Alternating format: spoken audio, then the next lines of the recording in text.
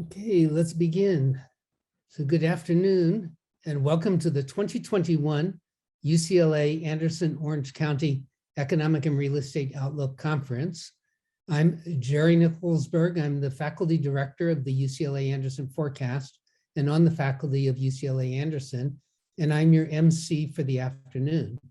We are once again, unfortunately, virtual, but with high hopes to see you in person in 2021 on the campus of our sister institution and perennial host, the University of California, Irvine. They, as with us at UCLA, are back on campus with in-person teaching, something we're all really happy about.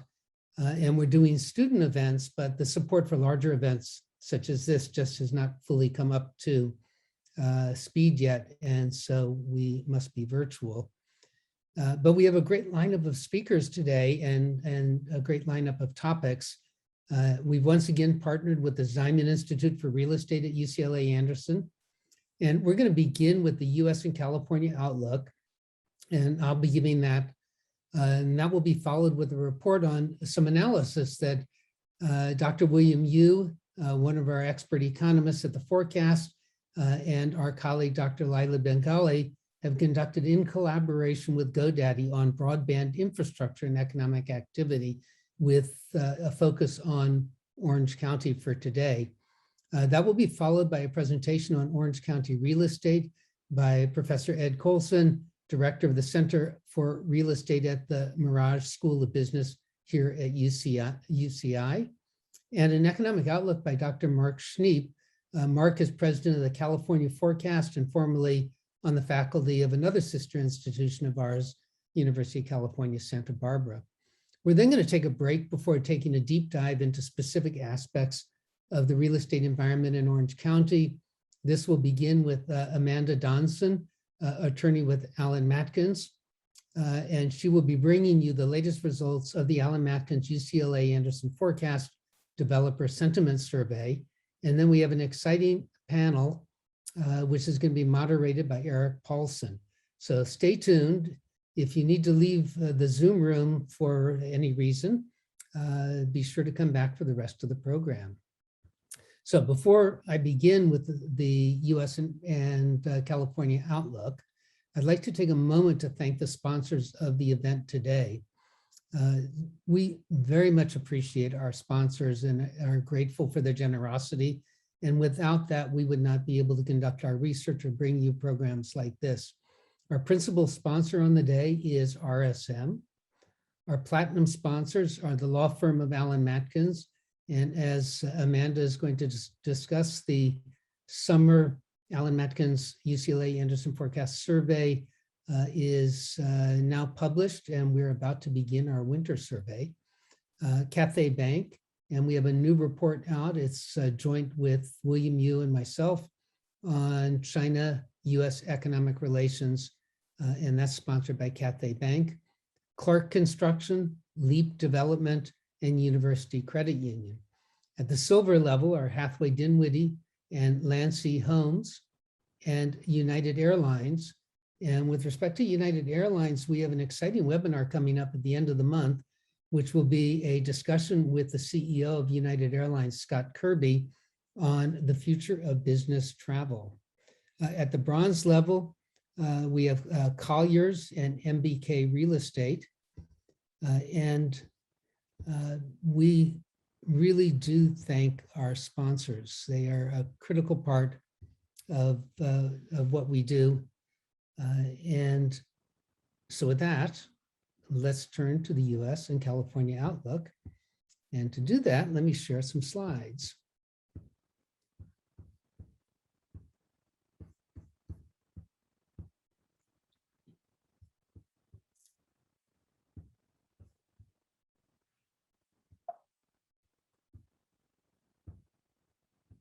Okay, so the roadmap for today is the first thing that I want to do is talk about the US outlook and how the Delta surge affected the US outlook. And then from there, look at inflation worries. Inflation is all over the news. Let's take a look at the data, see what the data indicates and what we have to be worried about or not worried about. And from there, turn to California, do a retrospective on California employment and what that implies, and then talk about the drivers of the California economy, including the return or not, or the absence of workers in the office. So let's just jump right in. This is our June 2nd pre-Delta surge forecast for real GDP. The blue were the actuals at the time in June, and they go through the middle of 2020, they go through the end of 2020, I'm sorry.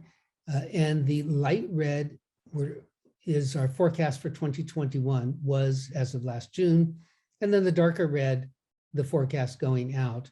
And what we were forecasting was that by the second quarter of the current year, we would be back to the pre-pandemic fourth quarter 2019 GDP levels, and that the 2.4% trend that we were experiencing in the last expansion, we would surpass that, actually be growing faster than that, and we'd surpass it by the first quarter of the coming year.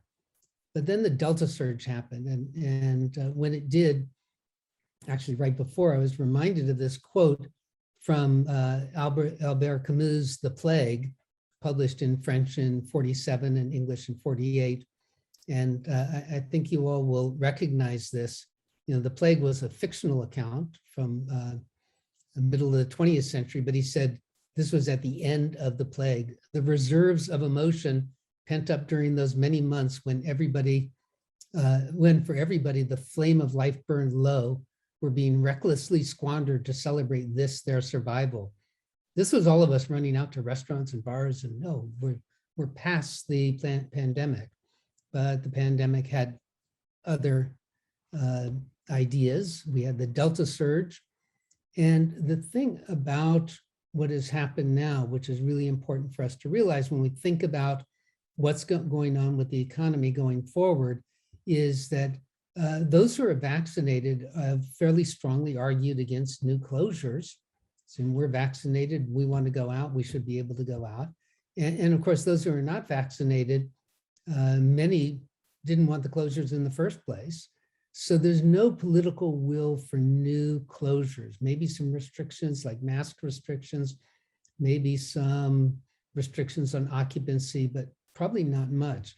What we're really in for the rest of the Delta wave, which we're assuming to be this year, and that's an assumption, we're not epidemiologists, it's just an assumption that we use to make our forecast, is that we're going to be in the Swedish model for the run of the Delta wave. And we have data on Sweden and how that performed relative to other Scandinavian countries. So we know that we might get similar economic outcomes and probably worse health outcomes. But how do we now think about this without restrictions? The way to think about it is to look back to other times when consumers had some fear for their own health and safety, and how did they react? And what you see here is one example of that, which is US airline revenue passenger miles. It's one person in a seat flying 1 mile on a domestic flight that they paid for. And it goes from going left to right, January 2000 to the end of 2004. And it goes along, if we just take our eyes from kind of left to right, at about 60 billion. And then we get to the horrific attacks of 9/11, drops down sharply. We get some measures like TSA and reinforced cockpit doors, and it comes back, but it doesn't come back all the way. And then it kind of slowly comes back over a longer period of time. In this case, it was about 30 months. And that's because people have different appetites for risk or aversion to risk. And many were waiting to say, well, is it safe? That's the kind of thing that we are seeing today and that we expect to see in the future.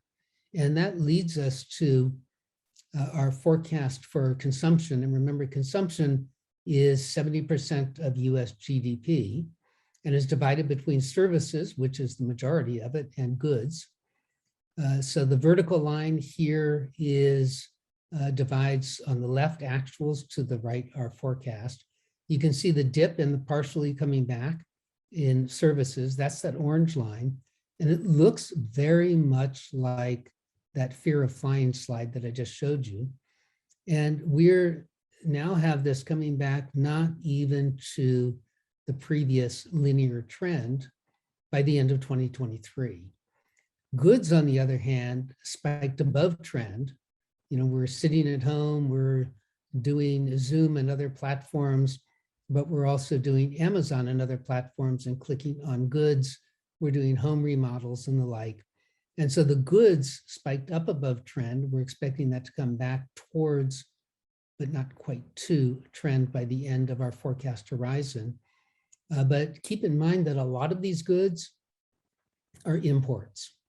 So they don't increase US GDP. And this is, you know, when you see that bump there to the left of the vertical line, that's the congestion that we have at the ports. That's the 60 to 80 ships that are sitting outside of Los Angeles and Long Beach harbors waiting to unload. So what does that do for GDP?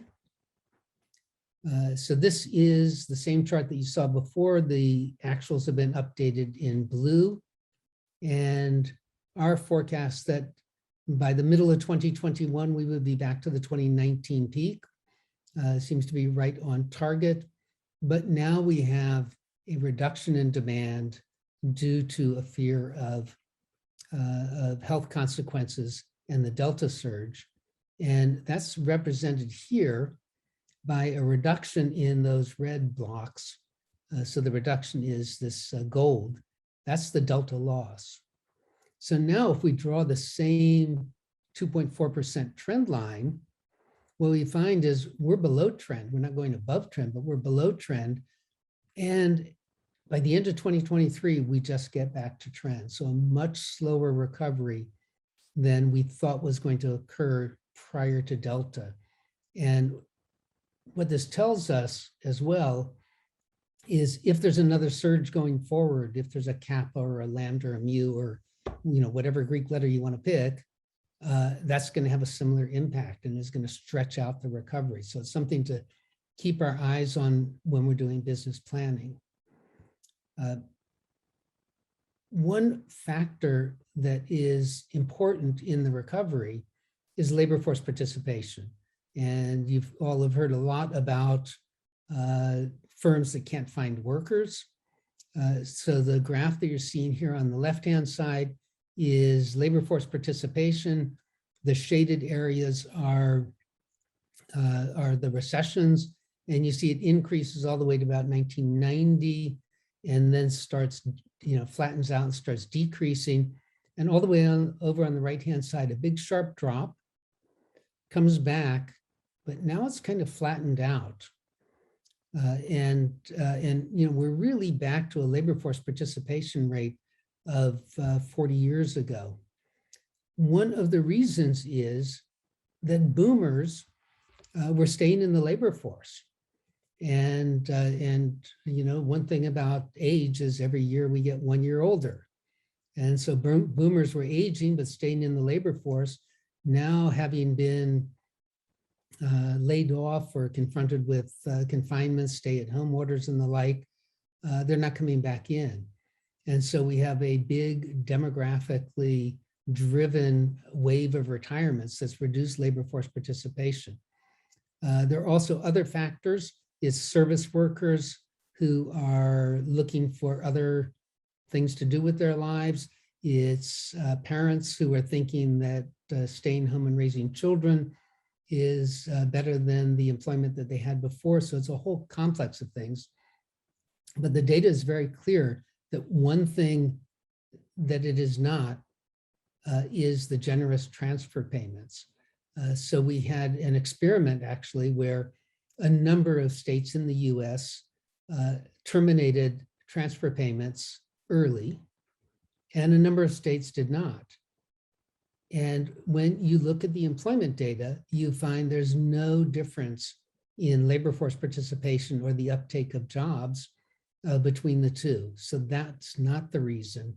It is more boomers retiring it's service workers, and it's lifestyle choices that's causing the labor shortage. Now, turning to interest rates and Federal Reserve policy, again, the vertical line here separates the forecast from the actuals. We get into 2020, the pandemic-induced recession. The Fed drives the Fed funds rate, which is that blue line on the bottom, all the way to 0, and that's where it has remained. And that brings down the 2-year Treasury note. That's the next line up, the orange line, and the 10-year T-bill, and that's the green line. Going forward, the Fed has said that they're going to begin tapering their quantitative easing, and that's going to lead to kind of a normalization of the difference between the long rate and the short rate. So you see that differential becomes relatively constant in our forecast. And we have in our forecast that the Fed will, at the end of next year, begin to increase the Fed funds rate, but not by much. We think that if the inflationary pressures that exist today continue through this year and into the early part of 2022, this could come forward by a quarter or two. But if you notice there, it's going from 0 to just about 0.4%. So the real rate, net of inflation, is going to remain negative. What that does, in conjunction with the pandemic, is increase non-residential real fixed investment. So low interest rates allows for more investment in capital, and particularly in the service industry, think restaurants. There is a shortage of labor, and restaurants are investing in capital, in equipment and software, labor-saving equipment and software. And we're going to see this kind of throughout the service industry. More automation, more capital intensive, less labor intensive.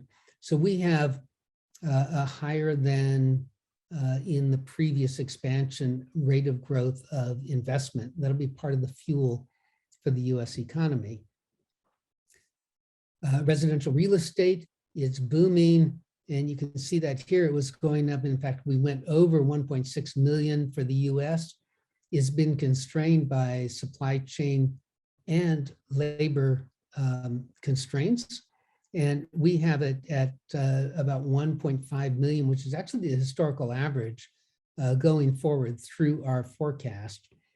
We got 16.1% price appreciation this last year. That, of course, is not sustainable. And so it's forecast to come down, still a robust 8.5% in 2022, but then back to normal at 5.1%. If you subtract out inflation, then you're getting a 2 to 3% increase in home prices per year, which is fairly normal.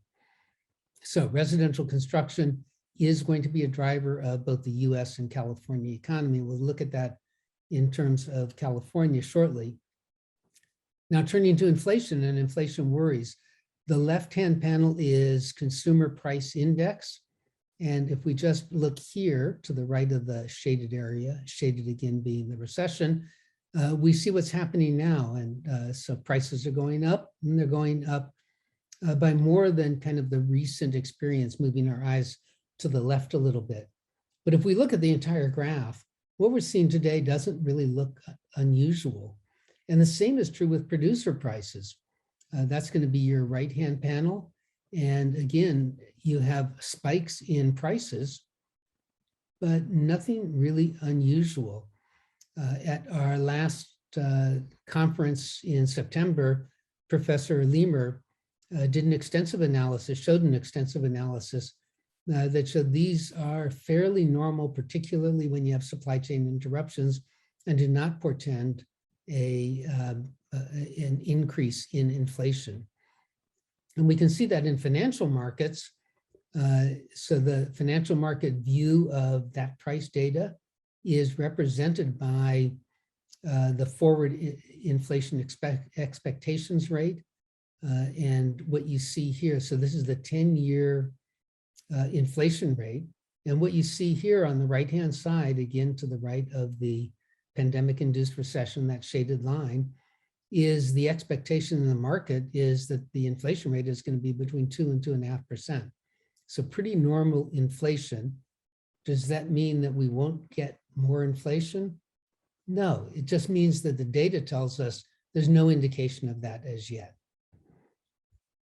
So now turning to California, and I want to look at employment by sector, tourism, which is important for Orange County. You're going to hear more about that. Housing, offices, and it says minimum wage increases. I think we probably don't have time for that, but non-farm payroll job loss by sector. So this is California, February 2020 to August 2021.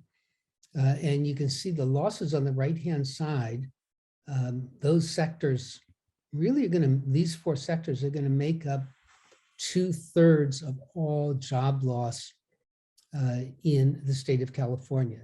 So what are these sectors? Leisure and hospitality, education, other services, and retail trade. 4 sectors where a high degree of human contact is required for the services that are being provided to be delivered to consumers. And that's really the story here of this recession and recovery. Of course, all the way over on the left-hand side is transportation, warehousing, and utilities, and that's mostly transportation and delivery services, plus the warehousing of goods coming in from Asia. Now, looking at the last 3 months that we have data on, the first 3 sectors there in that light blue, leisure and hospitality, education, and other services, those were big losers. They're also the ones that are gaining rapidly. The next 3 are professional, scientific, and technical services, administrative services, which are temps, that usually comes back in a recovery pretty rapidly, but also consultants, and information. That's where technology lies. Technology drove the California economy in the last expansion. We're expecting the same in this expansion. So we're getting indications that California should be growing like it did in the last expansion. But tourism is going to depend on domestic travel. The graph on the left-hand side, international passenger arrivals at LAX, which is in black, and SFO in red, are way down. They've come back a little bit, but they're still 70 to 80% below their previous levels.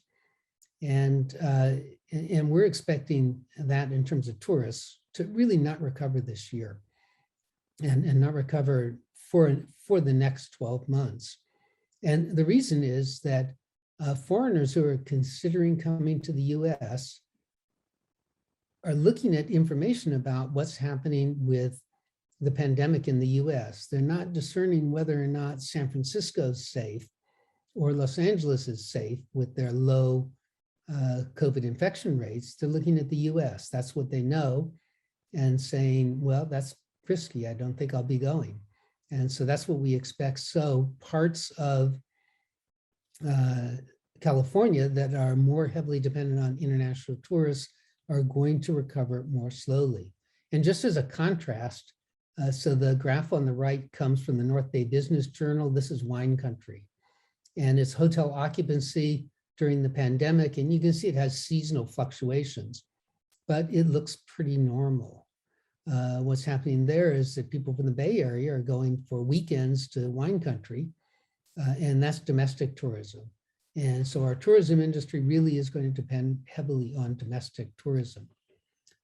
Turning now to housing, we're hearing about home sales are slowing, but they're slowing from a high rate. If we just draw a line across here from the extreme right, which is August 2021, we see that home sales are now pretty average. Well, home sales are average, but home prices are not average. Here on the left-hand side is the S&P Case-Shiller Home Price Index. It's for Los Angeles, San Francisco, and San Diego, and they're all normalized to January 2016. The prices aren't the same in the 3, but this is relative to 2016. and they're at record levels. California's median single-family home price, and I noticed the DQ News released their latest, which is up once again, also high. So you have high home prices, pretty average sales of homes, and that means that developers can make business plans that hunt, and we're expecting growth in residential building constrained only by building materials and labor. But there's a question about, are people leaving California? Because that would certainly be a reduction in demand for housing. This comes from the San Francisco Chronicle, but other analyses confirm this as well. And this is an analysis of US Post Office change of address. And there were, it goes from March through November of 2020, when everyone was leaving California, supposedly. There are 104,000 changes of address, 84,000 of which stayed in the Bay Area. 24,000 came down here to Southern California, many to Orange County, also San Diego and Los Angeles. And those who moved out of state, 1,200 to Washington State, that's pretty normal, and 750 to Texas. But get kind of a kick out of the headline. It says Washington, Texas, top Bay Area out-of-state destinations. Yes, but it's really small. People aren't leaving, they simply moved out. We did some analysis of what was happening in the Bay Area, and we found that renters who wanted to be close to work, mainly lower level tech workers, found that they didn't need to live in Menlo Park or Cupertino. They could move to Milpitas and save on rent because they were going to be working from home for a year. And that's really what dominated the data. So if companies are not leaving, which they're not, and people are not going far, will they return to the office? That's a big question for employment centers, a big question for the office market. And our answer is yes. Very hard to network from your bedroom. There's a social aspect that I think we've realized we've all missed over the last 18 months. You get higher productivity in the office. Initially, we thought we had higher productivity at home because we took our work habits home with us. But as time went on, productivity has gone down for those who are working remotely. Also, promotions and pay. Promotions and pay come from demonstrating to those who make the decisions about that, that you're a valuable employee. And that's enhanced if you're in front of them, and much less so if you're on an internet platform. Also, onboarding and supervision and inculcation with the organization's culture, very hard to do online. And we like separation of work and non-work life. I mean, there's these anecdotes about people who finish work on Zoom, go out and get in their car, drive around the block, and then park it again, just to have that separation. And then, of course, not everyone can afford a home office. And it's just not so comfortable in that studio apartment, sitting there with a laptop all day long. Going into the office is a much better option. But we're going to see more flexibility in work life because we now have some tools to enhance that flexibility. So to summarize for California, job loss remains concentrated in human contact sectors.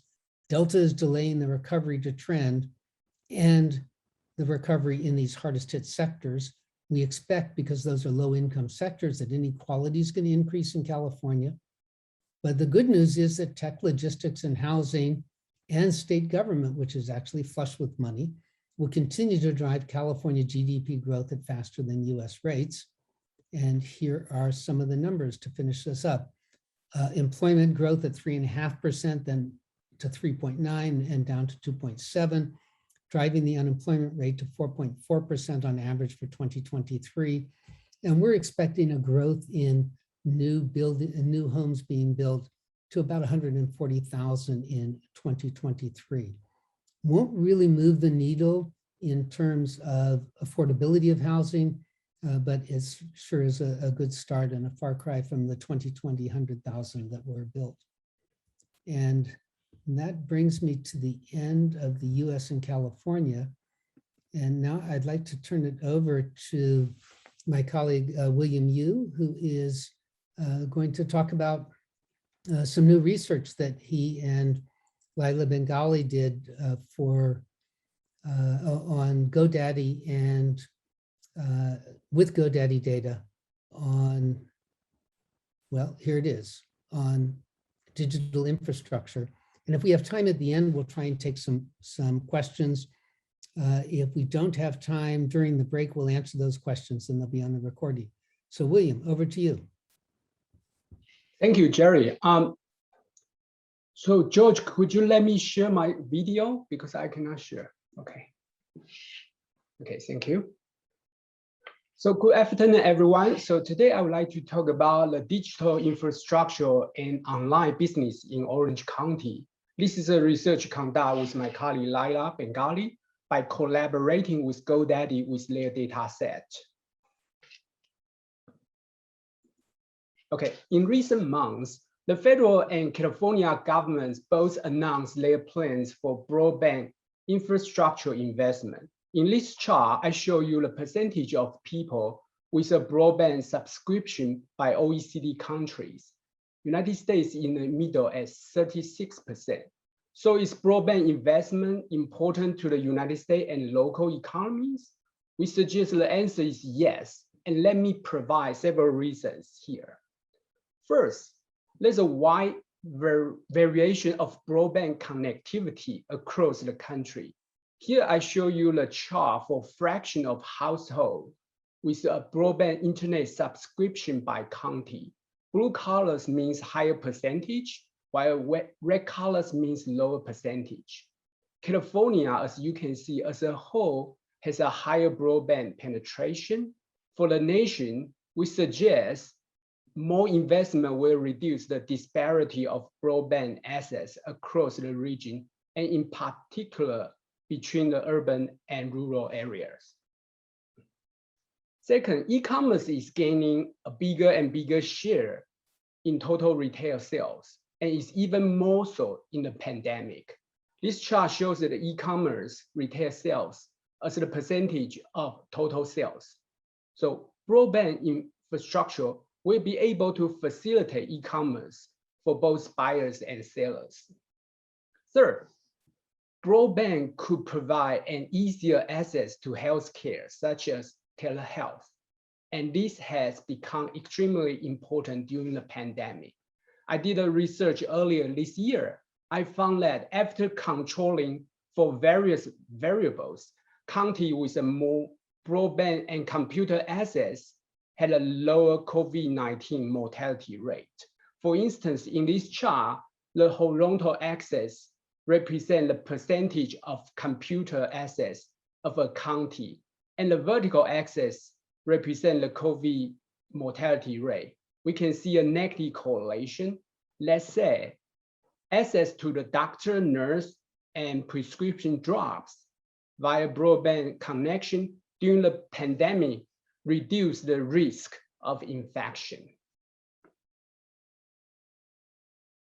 And fourth, we found the counties with more broadband access are also those with the lower unemployment rate. In this chart, the horizontal axis is the percentage of broadband subscription of a county, and the vertical axis is the county's unemployment rate.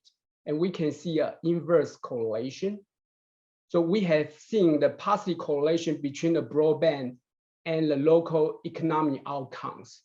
Do we have further evidence to channel this virtuous cycle? So in this chart, the horizontal axis is the broadband subscription of a county in 2019, and the vertical axis is the density of online micro business of a county in March 2021. This variable is calculated based on the number of website domains owned by the GoDaddy customers as a percentage of the county population. The reason we call it micro business is because most of GoDaddy customers are small business owners. So we can see a positive correlation. Counties with a higher broadband access had more online micro business and therefore higher economic activities. So Orange County is here with a 90% of household with broadband access and around 25% of micro business density, which is in a relative good position in the nation. In this chart, I show you the density of micro online business by county in March 2021. The blue colors means higher density of online micro business, and red colors means lower density. In this chart, I show you the number of online micro business by zip code in Orange County in March 2021. Again, blue colors means more online micro business, and red colors means fewer. And we can see that Irvine and Newport Beach had more online micro business.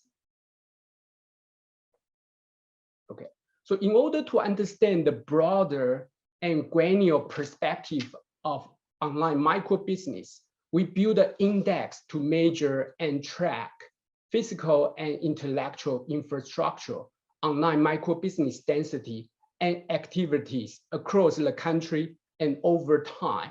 We call it micro business index, which includes 3 elements. 1, receptivity, which include physical, intellectual infrastructure needed to access and use the internet.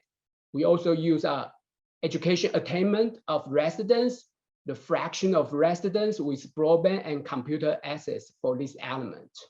2, reception, which is the aforementioned GoDaddy online micro business density. 3, activity, which is the frequency of owner or customers' access to the website, such as traffic, footprint to the websites, and how often the website are being updated. On the right, you can see these are 12 variables we use as a composition of the index. So in this chart, I show you the micro business composite index, which is the blue line, along with 3 elements index for the United States from April 2020 to March 2021. The red line is the activity index. We can see that it reflects how online activity changed along with the pandemic situation, economic recovery, and the seasonal shopping habits. So in this chart, I show you the county micro business composite index by county in March 2021. Blue colors means higher online micro business capacity and dynamics. Red colors means a fewer ones. We can see a variation across the country. In California, the coastal area, as we can see, is doing better than inland California. So finally, in this chart, I show you the 6 selective counties for their micro business composite index. San Francisco on the left has a highest index, but it also had a deep decline in the second half of 2020. New York County, which is Manhattan, was doing better than we thought. And the third one is Orange County. It has a similar pattern to Los Angeles County. Dallas County has the lowest index level among these 6 counties. So among 2,700 counties in our sample in the United States, Orange County's micro business index ranks 217th. That is in a, I would say, relative good position. In the future, we will continue our collaboration with GoDaddy, and we will provide the quarterly update index to the public. Thank you very much. Jerry, get back to you. Thank you, William. And now let's take a look at what's happening in real estate in Orange County. So we'll turn to Professor Ed Colson. Professor Colson received his PhD at University of California, San Diego. He has been a visiting scholar at various Federal Reserve banks, widely published in peer-reviewed journals, and expert on real estate, and is professor at University of California, Irvine, and director of the Real Estate Institute. Welcome, Ed, and over to you.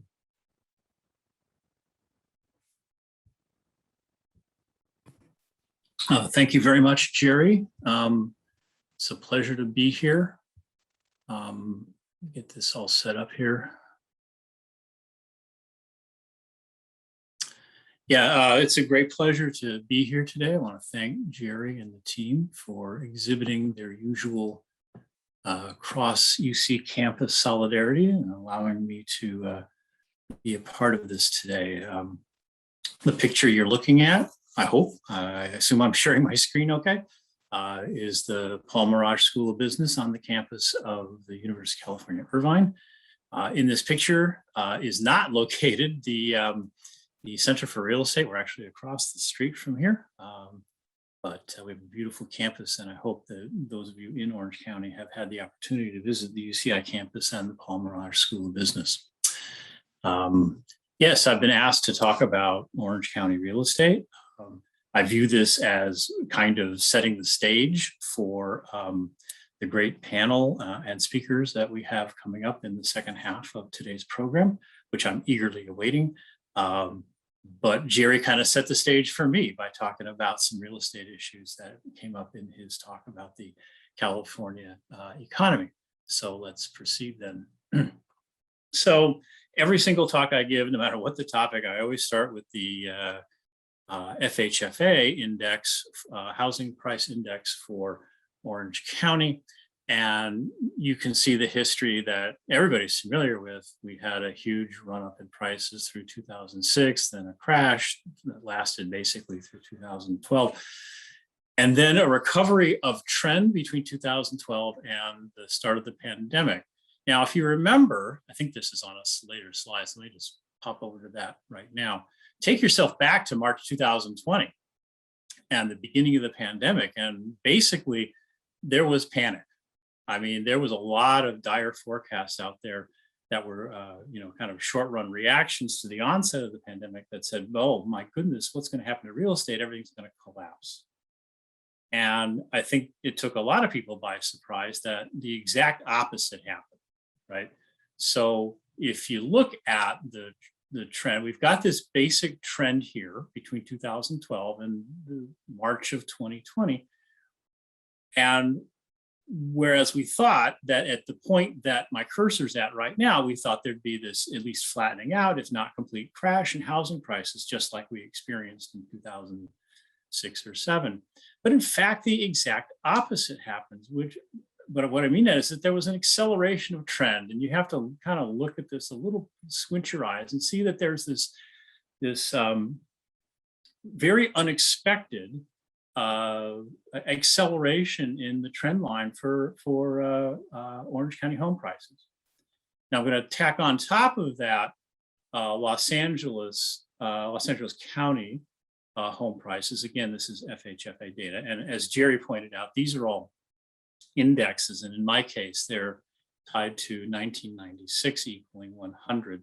So you can't look at these as actual home average prices or anything like that. What they're showing you is the price of a $100,000 house in 1995 is about $420,000 in Orange County and about $400,000 in Los Angeles. But the trends, my point here is merely to show you that the trends and the acceleration that we saw at the beginning of the pandemic and which has continued since then is very, very similar in the two counties, in Los Angeles and Orange. And the reason I'm doing that is because a lot of the data that I want to bring to bear on the rest of my little talk here is just from the combined metropolitan area of Los Angeles and Orange County. So I needed to convince myself that it was okay to do that and not look at Orange County separately, because I couldn't. So again, we have not seen a deceleration back to trend. So these indexes go up through September, and through September, there hasn't been any kind of deceleration back to the normal trend line. But I think this is a forecast event, and so I'm going to make a little forecast here, but I don't think this is takes any genius to recognize that reversion to trend will occur at some point. The trend that we're seeing now of monthly increases in the mid-single digits even can't be sustained. So that's a forecast, but I don't think, as I say, I don't think I'm really going out on a limb there. But it wasn't just Southern California. This is what's, I think, really interesting about this. I've tacked on the national price index, again, from Federal Housing Finance Administration. And this is a nationwide phenomenon. So I put this in year over year percentage increases, and you can see right here that LA, Orange County, and the national index are all lying on top of each other. So whatever we're experiencing here, we like to think sometimes that Southern California is really special in many ways, and it is, of course. Our level of prices, it remains among the highest in the United States. But this acceleration of trend that we have observed in LA and Orange County is replicated basically throughout the country. You can go online and you can download these indexes, and it's not just the FHFA indexes that are exhibiting this behavior, but any index that you see will have this acceleration of trend, and it will be occurring in many, many, many locations across the country. And I think that's just kind of interesting, and it leads you to kind of think, what in the world is going on? And I don't admit that I have a lot of answers here. So those are all indexes, and so it's useful to actually find indexes that are actually reflections of actual prices. And so Zillow is now doing this. They've actually backtracked from a lot of the data, this provision that they've done online, but they still do have an index which reflects kind of an average. I want to get into the technical details here, but a kind of an average price for both the United States and for Southern California and for other major metropolitan areas. And as I said before, this is the red line is for LA and Orange County combined. And you can see that right at the point that the pandemic started, there was no deceleration of trend. If there was, I'm going to use my cursor here, if you can see this, maybe 1 month of deceleration. But then our prices here went right back on track, and not only went back on track, but as I say, had an acceleration of trend.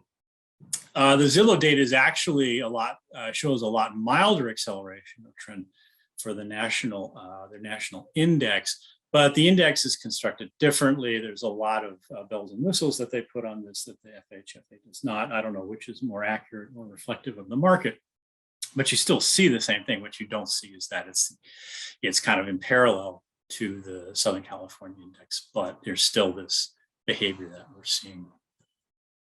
Now, when I meet people in the elevator, they ask, and they find out what I do. They ask, "Is this a bubble?" And the answer is, I don't know. The thing that's different about this change in the trend, that's different from what we saw in the 2000 to 2006 trend acceleration, is that it's accompanied by an increase in rents.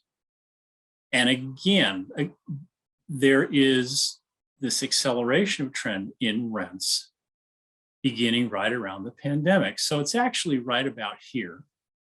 And so the acceleration in rents didn't happen right away, the way it seems to have done almost instantaneously with the onset of the pandemic in prices. Then there was a bit of a deceleration or a drop in rents, kind of a flattening of rents in the whole United States. But, about, I forget exactly what month this is, but it's long about May of 2020, we saw rents starting to rise dramatically at a trend line that is well above anything that we've seen previously. And so I think that's a national phenomenon, and these two trends are pretty parallel. And so again, Southern California is not that special in this way.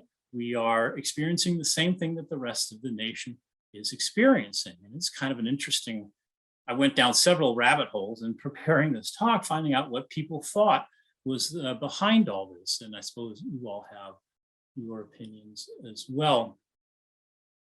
I think a couple of things are going on. And one of them is that there's a general sense that people were forming new households, that kids were moving out of parents' homes and setting up their own households, and that this was, and this is part of COVID because they wanted separation or something. That's certainly something that people say. I think an overlooked part, but something that's been in the back of, I think, everybody's mind, is that there's been a change in preferences for location. And it has to do with something that Jerry mentioned, which is the ability to work from home. And with that ability to work from home comes the ability to live, to have more flexibility about where you live. You couple that with the initial desire of people to move to less dense environments. I don't think we think this anymore, but in the first year of the pandemic, there was this sense that it was dense environments that were causing the spread. We've seen that individual behavior and the non-pharmaceutical interventions that governments have imposed have done as much to limit the spread of the virus as kind of being, living farther apart. But there has been this sense both of wanting to move to someplace cheaper, meaning the suburbs, while you can, and be in a less dense environment by being in the suburbs. And you're able to because you can work from home. So there's a fascinating paper that came out just a couple months ago by a group at NYU in Columbia called Flattening the Curve. If you know anything about housing prices in an intra-urban setting, you know that there's a thing called a rent gradient, which basically means that at apples to apples comparisons of rents and prices, those entities decline as you move farther away from the center of the city. Well, if you don't have to live in the center of the city in order to get to your work quickly, there's going to be a drop in demand for central city locations. There's going to be a rise in demand for suburban locations, and that's going to flatten out this gradient. And so this evidence doesn't look that dramatic, but it is substantial flattening of that curve. This display is for Los Angeles, but you see this in every location. And so there's been a rise in demand for suburban locations, a drop in demand for downtown locations. But in the observed data, there's always going to be a resistance to cutting nominal rents. So you're not going to see the drop in the center city in the way that you're going to see the rise in the suburbs. And so I think that's part of the increase in trend in the trend for rents. This is, as I say, this is for Los Angeles, but it's much more dramatic in other parts of the country. Those parts of the country, those cities where downtowns are most dense. And of course, so the darker circles indicate a bigger flattening of the curve, because these are the places where the curves are steepest to start with. So this is San Francisco and New York. And that's where you see the biggest flattening of the curve. And you have similar flattening in Seattle and Chicago. So this dot here, this is Los Angeles and Orange County. And you see it's a dramatic, but not quite as dramatic as other places. And so in San Diego and in the Inland Empire, you don't see quite as much because those curves were basically much flatter to begin with.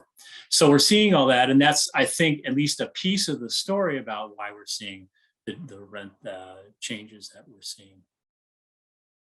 And of course, as kind of Jerry kind of alluded to, if you can work from anywhere, why not work in someplace nice or someplace cheap? I would expect to see coastal locations continue to have a healthy trend in rents and prices because you can work from home. And I do agree with Jerry. I'm going to talk a little about the office market later, but I do agree with Jerry that the work from home thing is not a permanent full-time transition. We're going to obviously go to a hybrid model. Everybody I talk to says, yes, we're going to allow some work from home, but the onboarding and the productivity and the desire to be seen by the boss is going to limit the amount that people can work from home. If you can hear my dog barking in the background, I'm sorry about that. Okay, so, but in the long run, there's going to be some reversion to this hybrid model, and we're going to increasingly return to values being higher in the center city. We'll end up at an equilibrium where the downtown, being in downtown, is still valuable, but it's just not quite as valuable as before, because, you know, if you're only going to come into the office 3 days a week, then obviously your transportation costs are going to be lower. I don't think I need to talk about that. So these are just year over year rent growth. And you see that's very healthy. Oh, I know I put that in there.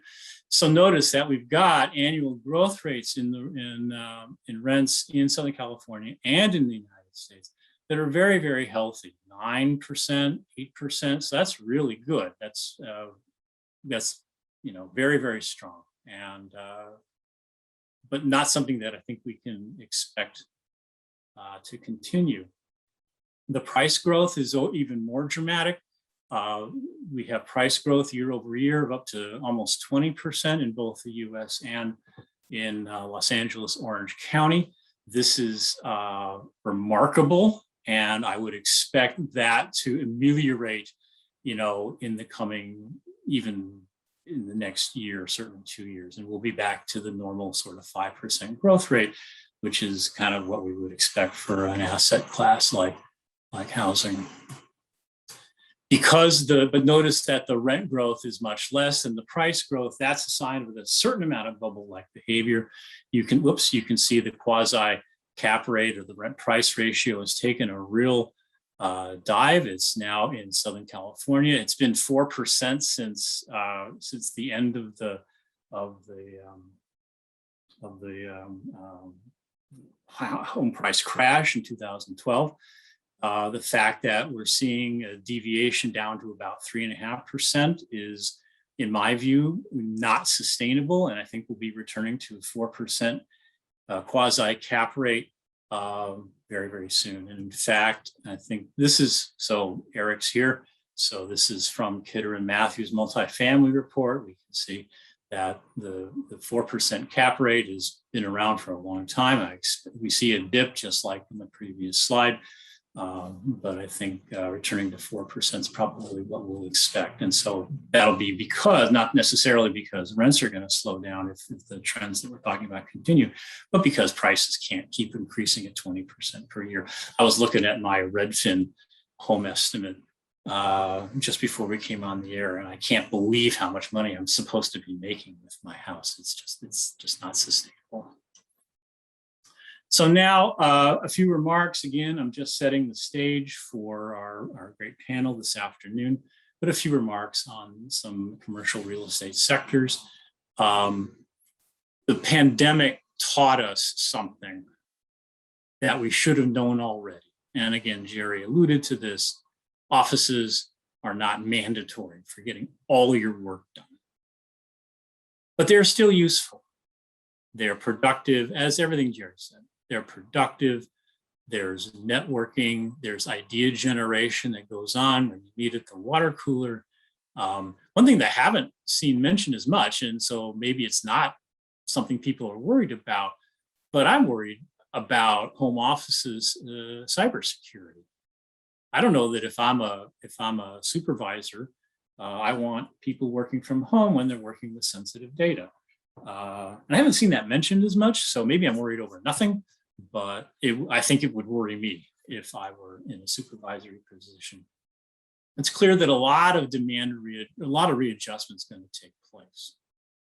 One thing that Jerry did not mention was this concept of hoteling, which I think is a joke. The idea that people are going to share desk space, so that someone has the desk on Monday, Wednesday, and Friday, and another person has it on Tuesdays and Thursdays. I think that's ludicrous. Everybody wants their own space. Everybody wants a place for their own stuff. They want drawers that are theirs and that other people can't get access to. everybody's going to want their own desk. And I think everybody's going to want more separation from their coworkers, especially if it's an older building and there's not a good HVAC system for clearing out viruses from the air. So it's not even clear to me that in the long run, total demand for office is going to fall. It might. I don't know how firms are going to adjust, but it's not automatically clear that we're going to see this big fall in office demand over the next decade. Now, it's clear in the short run that the office sector has problems. I think this is again Kidder Matthews, so thank you, Eric. We're looking at the office sector here for Orange County, and we're seeing tremendous, unprecedented amounts. You can see on the left-hand diagram there, tremendous negative absorption. There's a lot more being brought to market that was started long before the pandemic showed us what our changes in office use were going to be, and people have not adjusted to the new normal, and there's clearly going to be a lot of adjustment going on over the next 5 years as that new office gets absorbed into the office stock. Cap rates are steady, which is good, and sale prices are steady-ish, which is good. I don't have rents up here, but I think a lot of the adjustment is hidden from us because rents are sticky downward, just like they are in the residential sector. And there's a lot of concessions being made. And so we don't really know what's going on because we can't observe the concessions on a case-by-case basis. Retail had issues before the pandemic because of the onslaught of electronic shopping, but it is hanging tough. There was a lot of negative absorption in 2020, but the net absorption in Orange County, I don't have this up here, is basically zero. So again, hanging tough. It was ironic during the first 6, 8, 10 months of the lockdown that those subsectors that are most able to withstand Amazon, meaning the personal service sector, were the ones that were most affected by the non-pharmaceutical interventions. And so there was a tremendous amount of adjustment. But it's bouncing back to a trend that has to encompass the Amazon effect. How much time I got here? About 4 minutes. 4 minutes, great. And so finally, the industrial sector. What can you say about the industrial sector except wow? It was having problems, actually. Again, this is Orange County that we're looking at here. Absorption was negative. Too much was getting built, but luckily for the industrial sector, unluckily for everybody else, but luckily for the industrial sector, the pandemic just tremendously accelerated the amount of online shopping and the need for logistical space. Sales prices are healthy and rising. Cap rate hasn't fallen that much, and I'm surprised because I was hearing tales of purchases of industrial property with a 2% cap, but overall we're seeing what we've always seen, which is a 4.5% to 5% cap. Is there any dark cloud to the continued domination of the industrial real estate sector? The only one that I can think of is something that Jerry actually alluded to, which is that during the pandemic, people shifted from services to goods because they wanted to enjoy their house. They did a lot of furniture buying. That's, of course, causing tremendous supply chain problems, but we had a big shift from goods to services.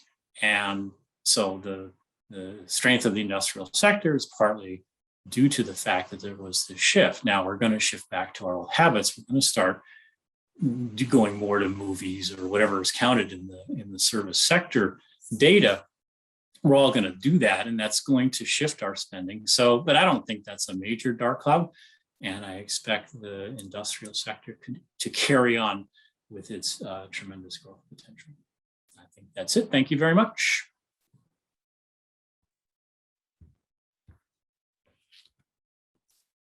Thank you, Ed. That was a great overview of what's happening in residential and commercial real estate in Orange County.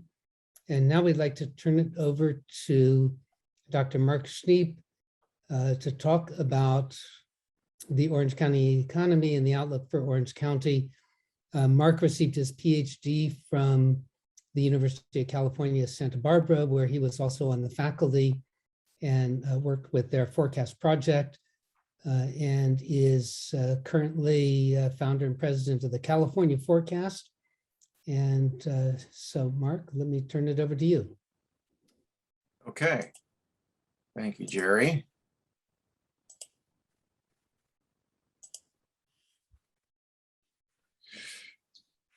So today is the 20th of October, and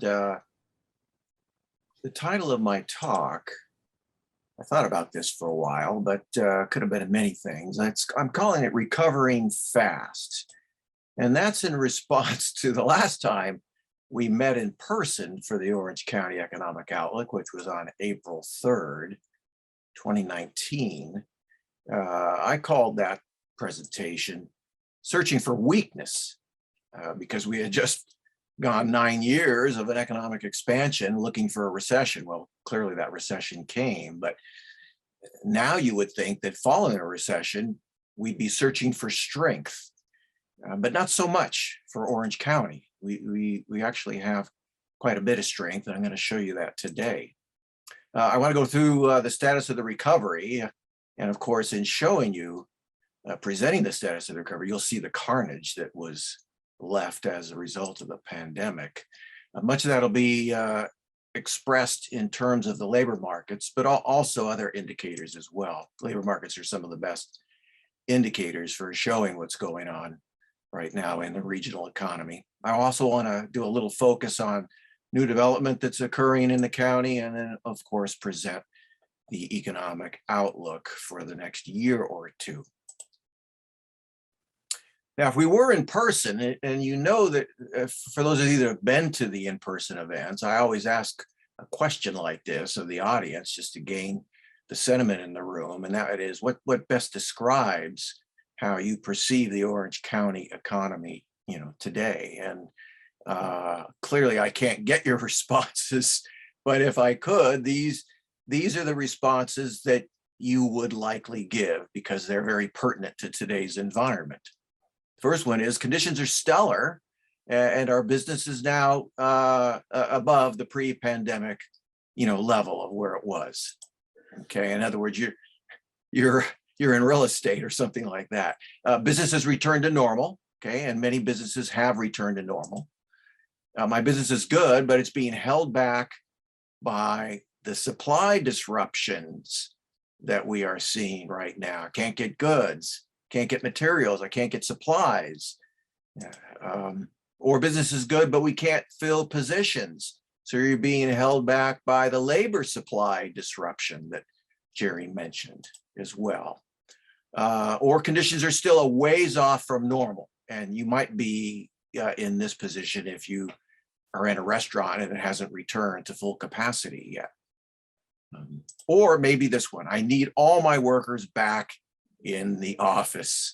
And all this talk about we're going to be able to work remote, which both Ed and Jerry addressed, is probably not going to be real serious. But anyway, the right answers here are 1, particularly if you're in real estate, and 6, because that's how we see things going, particularly when I ask other audiences in person. Well, attendance, at the major resort, amusement resort in Orange County, took a real dive in 2020. So the only thing showing here is what happened in the first 2.5 months, because of course the park was closed the rest of the year. And when I look at attendance over time, and let me put the recessions up, those are the last 3 recessions. And of course, this was the most current recession. You can see attendance declining at Disneyland, but in most of those. But we really never got a real feel for the true kinds of trauma to the leisure and hospitality sector in Orange County that were amplified by the downturn in Disneyland last year. So that created significant trauma. And one of the things, of course, was the mass layoffs of employees by Disney. Aside from Disney, there were so many economic engines in recreation and entertainment that were turned off. Knott's and then the convention center and Angels baseball and Ducks hockey and everything at the Honda Center for that matter. So severe fallout resulted in amusement and recreation, but also fallouts occurred in the public sector and in personal services of many types, also the retail sector, but certainly not severe, not as severe. The true trauma in Orange County, which affected the city of Anaheim and for that matter, all the cities, was the loss of transit occupancy taxes and sales taxes. So here we are in October, about 19 months after the trauma actually started. What is the status? Where are we in Orange County? Well, this kind of gives you a summary of how far back things have gotten now. So labor market's about 95%. I'll show you that. Industrial development completely recovered. Tourism about 85% back. Technology 100 plus. In other words, we're more than 100 back from where we were pre-pandemic.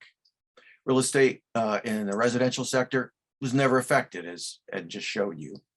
And the office market, well, CoStar has the vacancy rates in the office market rising in the first quarter of 2020 from 9.4 to currently 12.2. So not significant trauma in the utilization area, and not compared to, say, San Francisco, which started pre-pandemic 5.6 and is currently clocked at 20.1. So Orange County is doing much better in that sense. Technology is a very important industry, many tech industries for that matter. There it is here in the most latest reporting period.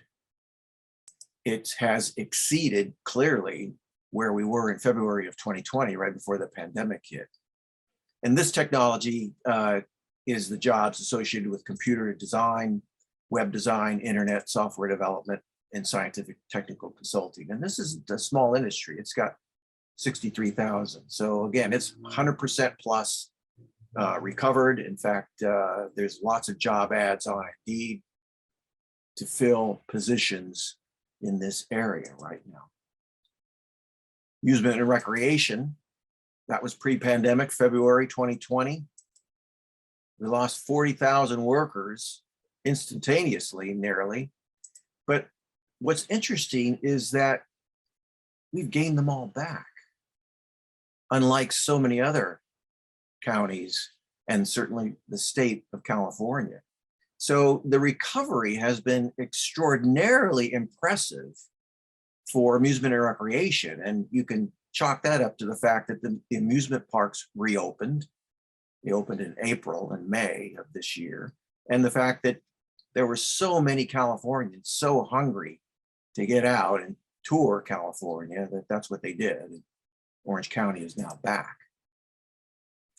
In fact, when you look at the crowds this year, you go to isitpacked.com, which of course the site tracks crowds at Disneyland. And this was noon on Monday, just a couple of days ago. There's now a 42-minute wait or 45-minute wait at the new Millennium Falcon ride. So I suggest if you go to Disneyland, you might stick with Autopia. It's only got a 10-minute wait. But again, lines are long, attendance is high. Disneyland has made a big comeback. And also passengers going through John Wayne have fully recovered now. Jerry showed you the picture for LAX, and it has not, certainly has not. John Wayne has. John Wayne doesn't rely on a lot of international passengers. It's one of the reasons, but there we are in August, and that was pre-pandemic. So again, a full recovery at John Wayne with domestic passengers coming in. We're also seeing a relatively rapid but not complete recovery occur in the overall accommodations sector. So a real steep decline in April, May, and June of 2020. That's where it normally is, right around 80% when you adjust for the seasonality. And the September number was right around 65%. So off by a fair amount in terms of utilization.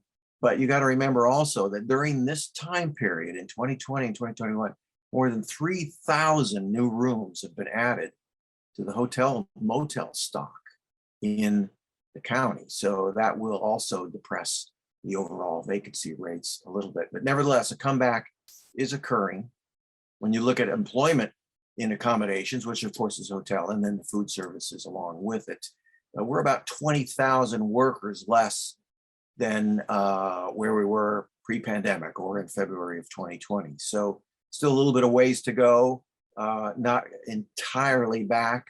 And that's one of the reasons for that is because we don't have the international tourists coming into Orange County, or for that matter, the rest of California yet. But when that turns the corner, look for this to show almost entire or full recovery quickly. On OpenTable.com, when you look at the bookings at restaurants in Orange County, they're still 20% below normal as well. When I look at total jobs, total employment in Orange County just over the last 21 months, the trauma, the calamity was worth about 274,000 jobs that just declined instantaneously. Here's where we are now. Things have come way back from February 2020. We've restored 182,000 of them. And when you compare employment today with February of 2020, we're about 95% of the way back. Now, how does that rank in California? Well, it's not bad. These are the top 10, or actually top 11, since I had room for it on the slide. But these are the top 10 counties in California in terms of recovery of their employment from the pandemic losses. So here's the percentages. So Merced is 100% back. Today's employment is equal to what employment was in February of 2020. Stockton's at 99, Sacramento at 97, and et cetera. Notice all these counties are inland counties. There's not one of them that's on the coast that really subscribes to tourism as a principal engine of their growth, except for Orange County. So Orange County actually made it on the list. And you can attribute this to the rapidity at which amusement and recreation has come back, because we haven't seen it do that in other coastal areas of California. Principal sectors representing engines of growth in Orange County, well, technology, tourism, new development. New development is very strong over the last several years. But I want to say a couple things about healthcare. Healthcare has the same number of jobs as, nearly the same number of jobs as the leisure and hospitality industry, which of course supports tourism and also resident spending for that matter. And the healthcare employment comeback isn't complete yet. You'd think it would be, but it's sort of leveled off the last several years. So we're wondering, last several months. So we're wondering why this is the case. Why can't the healthcare sector complete its recovery from pandemic losses? And so let's turn to the labor force. And Jerry showed you the participation rate. This is the pure labor force, which of course is everybody that wants to work, including those that are working and including those that are looking for work. And Orange County lost 100,000 people from the labor force in April and May, a year ago. They've gained 63,000 of them back, but that still leaves a dearth of 37,000 people that we need back in order to fill a lot of the jobs right now. When you look at job postings for Orange County on the jobs vacancy statistics dashboard with the labor market information division of the Employment Development Department, it's at an all-time high, 74,000 job postings right now, Okay, this was just about a week ago. And this is the highest ever been. Even pre-pandemic, it's 50% above that level. So we've got very stiff labor market tightness, and not only in Orange County, but elsewhere in California. Then if I go to Indeed and I look at recruiting ads there, I did this just this morning. I went to their search engine, put in any job, put the location, exact location, Orange County, and came up with 76,000 job ads as of this morning. So it tends to confirm what the Employment Development Department is showing on their site. I also incidentally did, how many of these jobs allow work from home? And only 2,600, and half of those were temporary. So only temporary during the pandemic. Only 2,600 were allowed, which represents only 3.5%. So again, employers in general want workers in the office. Now, when I limited the industry to healthcare, it was 16,000 or 22%. So 1 out of 5 ads for employment in Orange County are in the healthcare field. And 16,000 would 3 times make up the deficiency that exists in the healthcare industry from its pre-pandemic high. Where are these jobs? Well, I mean, here they are. And healthcare was among the leading, the healthcare firms were among the leading advertisers on Indeed. LME, which of course is home healthcare workers. Solient, which recruits healthcare workers for a variety of healthcare positions. And then you have the medical centers and the hospitals. So these are the largest recruiters of jobs right now. When I look at all the sectoral recovery, here's where things are in terms of getting back to pre-pandemic levels. Construction's about 96%, and that's going to probably be at 100 by mid-2022. Manufacturing was on the decline anyway, probably will never get back. Ditto retail trade, transportation and warehousing has gone beyond pre-pandemic peak. Same thing with professional and scientific technical services. Administrative report, probably by next year, it will have totally recovered. Private education, not until 2023. Healthcare, if the labor force comes back and if they can recruit, certainly it would happen anytime between now and mid-2022. Leisure and hospitality by 2023, hopefully early, and state and local government. We're thinking this year. It's so close to being back to normal. When I look at state and local public sector in Orange County, the August numbers came out and really showed that the K through 12 schools brought a lot of the teachers and staff back. And so we're nearly back to where we were in February or before the pandemic hit. We're still waiting on, of course, the UC jobs to come back and the CSU jobs to come back and the community colleges. So we're not quite there yet, but that's expected when we get the September report. You can see enrollment for UCs and CSU was at an all-time high in 2020. And the 2021 numbers, well, I don't have them yet, but UC applications were up strongly. CSU applications were down slightly. But nevertheless, this is going to drive employment demand, staff, faculty, administration in the UCs. We should see state employment back sharply over the next few months, if not over the next year. Let me turn to new development. The office, industrial, and retail space, which is currently under construction, has rebounded, and 2021 is looking actually pretty good. It's looking a lot like during the recent economic expansion here. We had a lot going on. It developed lots of space, particularly industrial, as Ed mentioned. But we're coming back to that after a bit of a respite the last year or two. So where is that occurring? Well, a lot of it occurred in hotels. In fact, hotels were the leading real estate category for new development in Orange County over the last 3 years. And the number of rooms delivered to the market, in other words, these hotels opened in 2020 and 2021, was 3,400. So these hotels, of course, were met by no consumer demand, but that's starting to come back, as you could easily see, very rapidly now. So perhaps they're coming online just in the nick of time.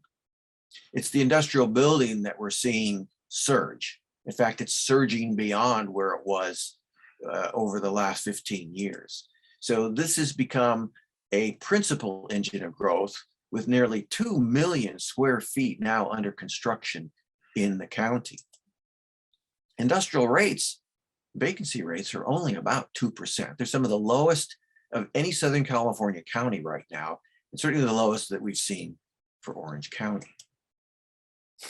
Office has not come back, probably won't for a while, because there's still a lot of uncertainty in the office market. But nevertheless, office buildings under construction didn't really look like they were hit by the pandemic at all the last year, and even going into this year. Here's a summary of new development projects currently in the county. There's 1.1 million square feet of office underway in 12 projects. Industrial projects, I showed you 2 million, retail 13 projects. We've got 10,000 apartments currently in the pipeline, because we've got 33 projects under construction, and those 33 projects represent a total build out of 10,000 units. Single family homes, that's another 2,000 units.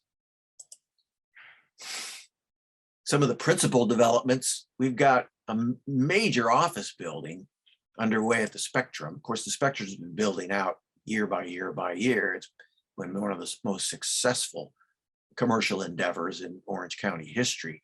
The Edwards Life Sciences campus, this is one of the largest buildings underway in all of Southern California, nearly 500,000 square feet. Then 12,000 hotel rooms are in planning. This is in addition to what opened just the last couple of years. One Metro West will build 1,057 apartments. That's been approved and will go forward in Costa Mesa. And then the city of Irvine has approved nearly 2,000 housing units this year. There's apartments under construction right now, over 10,000. This is the highest level of build out in Orange County, since the bubble years, 2007, 2008, just prior to the Great Recession. So this is a significant amount of construction activity that is driving construction employment and remaining a key engine of growth to Orange County's recovery. You can see they're warranted too. This is not speculative behavior by any means. The vacancy rate has fallen now, given the CoStar data for September of 2021, all the way down to 2%. Even the availability rate is about 3%. So it's some of the lowest rates of utilization on record. Let me talk a little bit about Disney Forward, a major plan in process for the city of Anaheim, between the city of Anaheim and Disney over the next few months, over the next few years, I should say. They're seeking a change in uses. So Disney wants to build here, here, here, here with additional theme park uses, and here all around the current Disneyland site.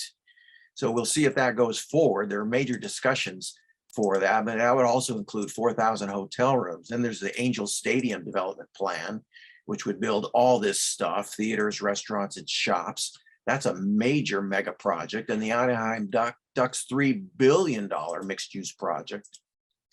And the City of Hope is currently building a cancer center. That's under construction now. It'll open next year. Let me give the forecast and then I'll be finished here.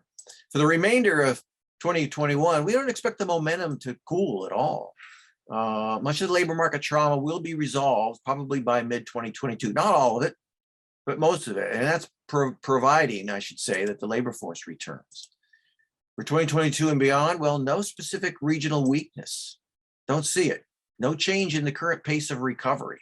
The forecast trajectory for growth for the Orange County economy is going to mimic the growth that occurred pre-pandemic. So we're just going to kind of go back to where we were, the conditions that prevailed at that time. The development surge is going to add significant meaningful growth to the county, and that would occur to more hotels, more apartments, more amusement. And again, providing that the labor force returns. The unemployment rate we expect to be back by 2023, 2024, late 2023, early 2024. So that we'll see total recovery there. Total employment will reach pre-pandemic levels by late 2023 for all employment, or early 2024. New housing production will still remain meaningful and significant, but I think we've seen the peak already in Orange County. Space is becoming limited, and we're not seeing that many projects enter the entitlement queue. But what we will see is the non-residential building rise substantially with all the mega projects in planning right now, including all the hotels. One thing to keep in mind is that population peaked in 2019 in Orange County. It has been falling since then. And even though we don't have migration leaving the county, net migration outflowing as much as we saw the last couple of years, it still does leave basically because of housing affordability. So population will probably continue to contract over the foreseeable future. The downside risks, Jerry mentioned these, it's inflation. I mean, the narrative is that it's transitory, but what does really that mean? How long is transitory? And if it lasts longer because of supply chain issues, well, that could be a problem. So sooner than expected interest rate hikes do pose a risk to the recovery. So we hope the Fed doesn't have to step in sooner to control inflation. And then we have the supply issues. We're watching whether the vaccine mandates could escalate the supply disruptions in the labor markets, because it is disrupting them in some essential industries today. We need the labor force to return. We need it to come back and return to pre-pandemic levels if we're going to hope for a smoother recovery. Okay, well, that is the outlook for Orange County. Thank you for attending. I hope to see you next year. Back to you, Jerry.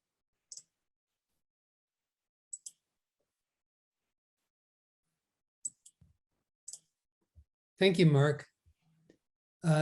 Now it's time for us to take a 10-minute break so you can get up and stretch your legs. And we will take a look at some of the questions that you submitted on Slido and try and get those into the recording. If we're unable to do that, then what we will do is make sure that they're attached to the recording when it's posted on our website. So we will see you all at 3:45. There we go. There's my video. On Slido, we have a few questions. One is on retail. So for retail, are there any property types that might perform better over the next 12 months? For example, lifestyle centers, malls, neighborhood centers. Any thoughts on that? And since we're also talking about non-residential real estate, there's also a question about long-term office occupancy rates. Will it be pre-pandemic, 80% of pre-pandemic, lower, higher? Any thoughts there?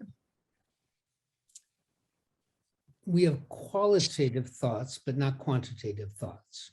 On retail, I think one place to look for opportunities is where there's new home building. So when you have new developments, whether they be multifamily or single family, you need retail to support that. So this is where you're going to find growth in retail. And there will be repurposing of retail, as the questioner suggested. In terms of offices, with more flex work, one might think that the amount of office space that would be demanded would shrink, but the office staff is going to be demanding a larger footprint per person. You know, it's been shrinking over the last 10 years. Now we expect it to expand.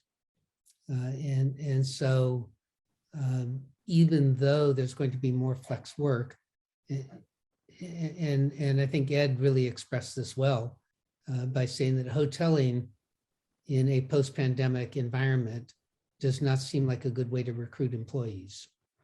And so I think the expectation is there's going to be increased demand for office space, but exactly what that looks like, you know, remains to be seen.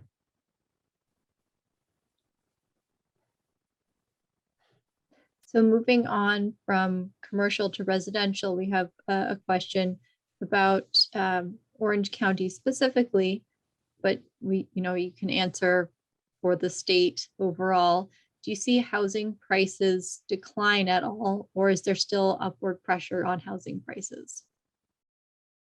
Historically, housing prices have moved up, and that's because homes are both shelter and an investment, and investments in assets require a rate of return. The rate of return is normally achieved through appreciation of home values, and the demand pressure is going to push up those home values.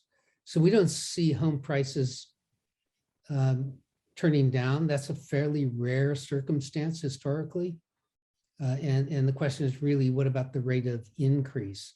And I think, you know, in our national forecast, in the analysis that Ed presented, you saw home price appreciation slowing, and the real rate of return to homes, to investment in homes, kind of returning to a normal 2 to 3% per annum.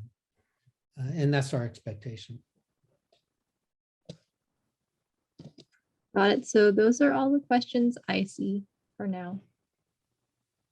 Okay, if there are questions in the second part, we'll see if we can get them answered and attached to the video. And so look for your answers there.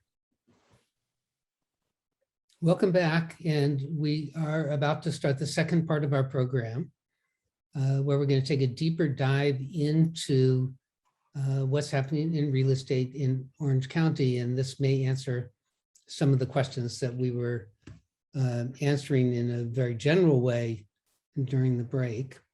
And we're going to begin with an overview of the summer UCLA Anderson Alan Matkins Commercial Real Estate Survey. And with us today is Amanda Donson from Alan Matkins. Amanda is highly skilled in bringing complex transactions to closure and fruition, received many awards for her research over the years and for her pro bono work. And as I understand it, Amanda, you just received another really prestigious award, the Cruise Spire Award. So congratulations for that. And let me turn it over to you.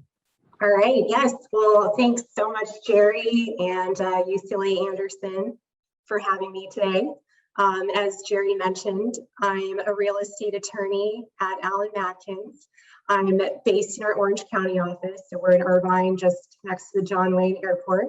I represent investors in the acquisition, development, and a future sale or disposition of all asset types, really, throughout all of the United States. For those of you who may not know yet, Alan Matkins and UCLA Anderson Forecast have partnered together for over the last 15, I think we're beyond 15 years now, so 15 plus years, to put together this commercial real estate survey on a biannual basis. So as Jerry mentioned, one comes out in the summer, one comes out in the winter. And what happens is we survey developers and financiers for their insight into future conditions in 8 of the California real estate hubs or markets.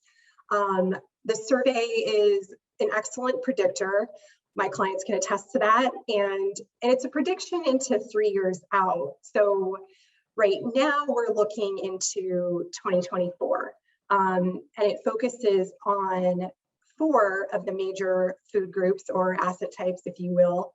So 1 being office, 2 industrial, 3 retail, and 4 multifamily, which many of our amazing speakers have already touched upon and hit on today. So let's dive into the latest results, starting with office, where, as you know, we've all kind of been discussing today, what is the future of the office building?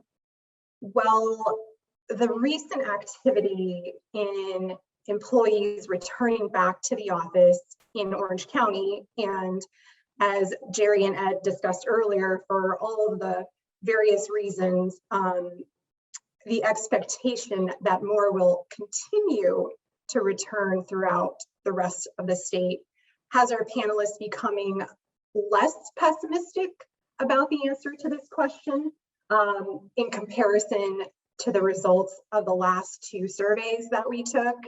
And those last 2 surveys were, taken during the height of the stay-at-home orders. So seeing a little less pessimism.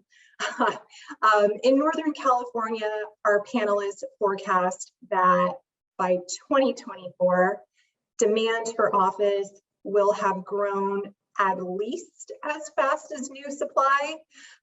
This is partially due to the fact that 1/3 of our panelists have cut back on plans for new development. Down south here, where we are in Southern California, about 40% have cut back on new development plans, with only 29% of our panelists planning to start a new office project. So that number sounds low, but that being said, this is coming up from 17% in our last survey. So really the bottom line here with office that we're seeing with our panelists in this survey is that developers are not totally shelving their office projects at this time, like they were, maybe 6 to 10 months ago. Instead, they're taking more of a let's wait and see what happens approach. So this might be an early signal for a turn of the market. So we'll wait and see what happens with our December survey that comes out soon. Moving on to our second asset type, retail. So we're talking about, our shopping centers, our strip malls, our local clothing stores, cleaners, restaurants. The big questions with retail are whether and when retail is going to come back from the bottom of the cycle. The short answer is yes. The panelists are predicting that a turnaround is possible by 2024. Over the last 3 surveys that we've done, we have seen that, similar to a little bit similar to office, that pessimism has declined with respect to retail rental and occupancy rates. We've also seen that employment rates in the retail sector have rebounded, more so in areas that did not have a huge impact from the stay-at-home orders. So those would be areas like Sacramento and the Inland Empire, the coastal regions of Southern California and the Bay Area have also seen gains in retail employment. We're just seeing it on a lesser scale.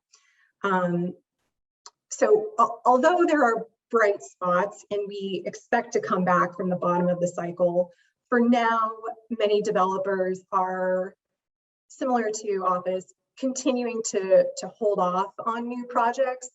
About 2/3 of our panelists up and down California indicated that they're not going to be developing any retail projects in the next 10 to 12 months. The caveat there that, that being said, as was discussed earlier, there are so many new housing developments on the horizon. There's a lot planned in Orange County, Lake Forest in particular, a lot planned in Sacramento. And as we all know, with new housing, whether that's multifamily or single family developing in new areas, we can expect that it will lead to some type of demand for nearby retail. So we'll move on to our third asset type. That would be the industrial space. And as many of you already know, and we've really hit on this topic throughout the whole afternoon, and I'm sure our wonderful panelists just in a little bit will discuss that industrial has been and will continue to be a very hot market. It certainly is for a lot of clients of Allen Atkins. We are seeing just a lot of deals coming through that are industrial and a lot of quick turnaround in terms of deal pace in comparison to a couple years ago. The industrial space continues to see record occupancy rates. We're seeing superior lease rate growth, definitely just a ton of development activity. At the end of April of this year, 2021, the vacancy rates for Los Angeles and the Inland Empire were below 4.5%. And up in the Bay, Sacramento, from Sacramento to the Bay Area, it ranged between 4 and 7%. So the panelists from our survey, they expect that the demand for industrial space will continue to outpace supply over the next 3 years. They're not really predicting that it will come down at all. Lease rates, again, projected to continue to exceed the rate of inflation, and vacancy rates are expected to fall below current levels within the next couple of years by 2024. There's definitely a lot in the pipeline. Almost 2/3 of the Southern California panelists that we took a survey from, and half of the Northern California panelists plan to begin multiple new developments in the next 10 to 12 months. So definitely a lot of bright spots for industrial. And so we've done office, we've done retail, we've done industrial. So I think I have about 4 minutes left. We'll hit on multifamily, last but not least. And it's kind of similar to industrial. Our panelists are very bullish about the next 3 years in the multifamily space.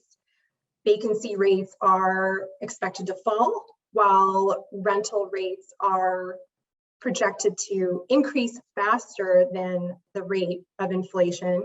Talking about the pipeline here for multifamily, again, Southern California, really active. Nearly 70% of our panelists will begin at least one project this year. We think that the growth in the logistics industry is leading to this demand for multifamily in sort of the more inland areas. And in Northern California, the developer sentiment is a bit more subdued than Southern California, with less than half of our panelists intending to start a new construction project. We think the reason for this difference just being that parts of the Bay Area are seeing lower rents and higher vacancy rates.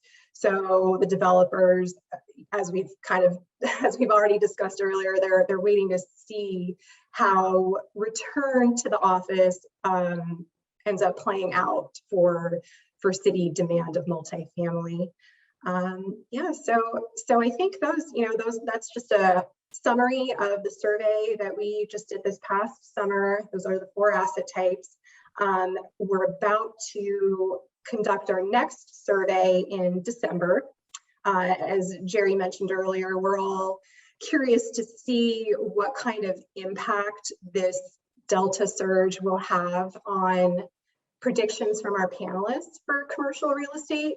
If you have any questions on the results of this survey, or if you haven't yet received a copy, I think one was shared. I think the link was shared in the chat, but feel free to reach out to Jerry or me. You can also go to our website at Allen Atkins to look out for the next survey that comes out in December. You can download it for free. So I will turn it back to Jerry with a minute to spare. Thanks again so much for having me. Thank you, Amanda. And that's right. So the winter survey will be completed. It's going to begin in November, will be completed in December. And the full analysis of it is going to be available probably late January or early February. So look for that. And on either the Allen Matkins website or the Anderson Forecast website, you can sign up to receive it when it comes out. One thing that I didn't mention at the beginning, so let me do that now. We're doing very short bios on intro so we can get to the heart of the matter. And in your downloads, you have the more extensive bios. So please take a look at them. Our speakers today are very distinguished and have sort of a long history in their specialty. And next we have a panel, and the panel is going to be led by Eric Paulson. Eric is regional president of brokerage for Kidder Matthews. He leads more than 190 professionals in 8 regional offices in Southern California and Arizona, with 33 years of commercial real estate experience. And his responsibilities go from strategic business planning to firm growth, recruiting, company culture, which relates to the offices we were talking about, and client relationships. So he has a broad portfolio on his plate, and Eric will introduce his panelists. So let me turn it over to you, Eric, and thank you for being here with all of your panelists. We look forward to it. Well, my pleasure. Thanks, Jerry. I appreciate that introduction. And hello, everyone. Thank you for being here today. I have to admit, I'm glad to hear that students are back on campus, but admittedly, I'm actually glad this is still a virtual event, because most of the time when we do this panel, it's usually at the end of the day. And by the time we get here, they're starting to set up the bar behind us. So get a little distracted while we're talking and you're looking over your shoulder to see if your Corona is getting put on ice. So glad it's a little virtual. We don't have to worry about that, but let's get into this. You've been listening to some really great economists today, but really what the role of this panel is to bring it to the street level and kind of interpret what you've been hearing, what they've been saying, and how we're seeing it unfold in the transaction world.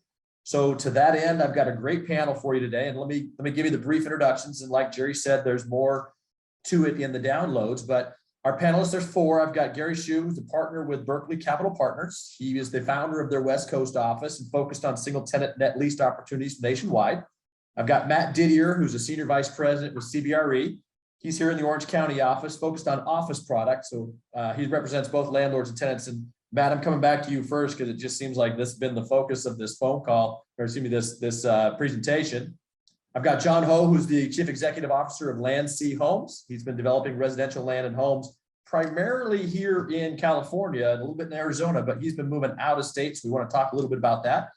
And then finally, but not least, but not last, of course, Jared Reamer, who's a senior vice president with development investments with Trammell Crow. So he is our industrial specialist, and we're going to talk a lot about industrial because, as was mentioned previously, there's a very, very tight market and a lot of growth going on there. So my name is Eric Paulson, as mentioned, the regional president for Kidder Matthews. Thank you very much, Ed, for the props early in the presentation. I'm your moderator this afternoon. And as Jerry said, there's more detailed bios in that handout. So I want this to be a fairly interactive panel. I'm going to lead our panelists with questions, but panelists, you are also welcome to chime in as you hear something and kind of question that. And then you as the audience, you're welcome to ask questions in the chat box. I'll do my best to try and get those answered for you if I can. And then when we first started thinking about this, I wasn't sure what was going to be covered by our economists prior to, but some of the topics that I think are mainstream right now and are big on everybody's list is one, what's going on with the office market. Two, we thought there's going to be distress, but there's a ton of dollars out there. So what's that going on and what's happening with all that money? Three is the industrial market. It's so tight. How can anybody in the industrial market do business given these current conditions? And then four, I'm gonna hit up Chris on this one. On the residential side, is it a affordability crisis? Is it a lack of supply? You know, what's going on with housing in California and where are you going to see growth? And then we all kind of point to California as a big, strong, solid, great market. But I've been hearing a lot of, while population is not leaving, as we saw earlier on on the maps that were shown, I'm seeing a lot of dollars, investment dollars leaving. So I want to talk a little bit about that. So let's go ahead and get started. I mentioned that the biggest topic out there right now is office and whether people are going back to work. And as with pretty much everybody out there, all of our dialogues are centered around COVID and whether or not you're vaccinated, unvaccinated, whether you're masked, unmasked. You can't start any conversation without somebody asking in one way or shape or another. It is probably one of the most polarizing or divisive issues we've got out there. So we talk about people wanting to go back to work. We talk about staying from home. So Matt, you're really heavily entrenched here in the Orange County office market. So I got a ton of questions for you, but why don't you go ahead and start with the tenant side? So what are tenants saying? Are they downsizing? Are they subleasing? Are they not paying rent, which was the risk and the reward? Are they back in the office? Are they partially in the office? So Matt, if you don't mind, I'm going to start with you. Why don't you cover a little bit about what's going on in the office market from the tenant side here in Orange County?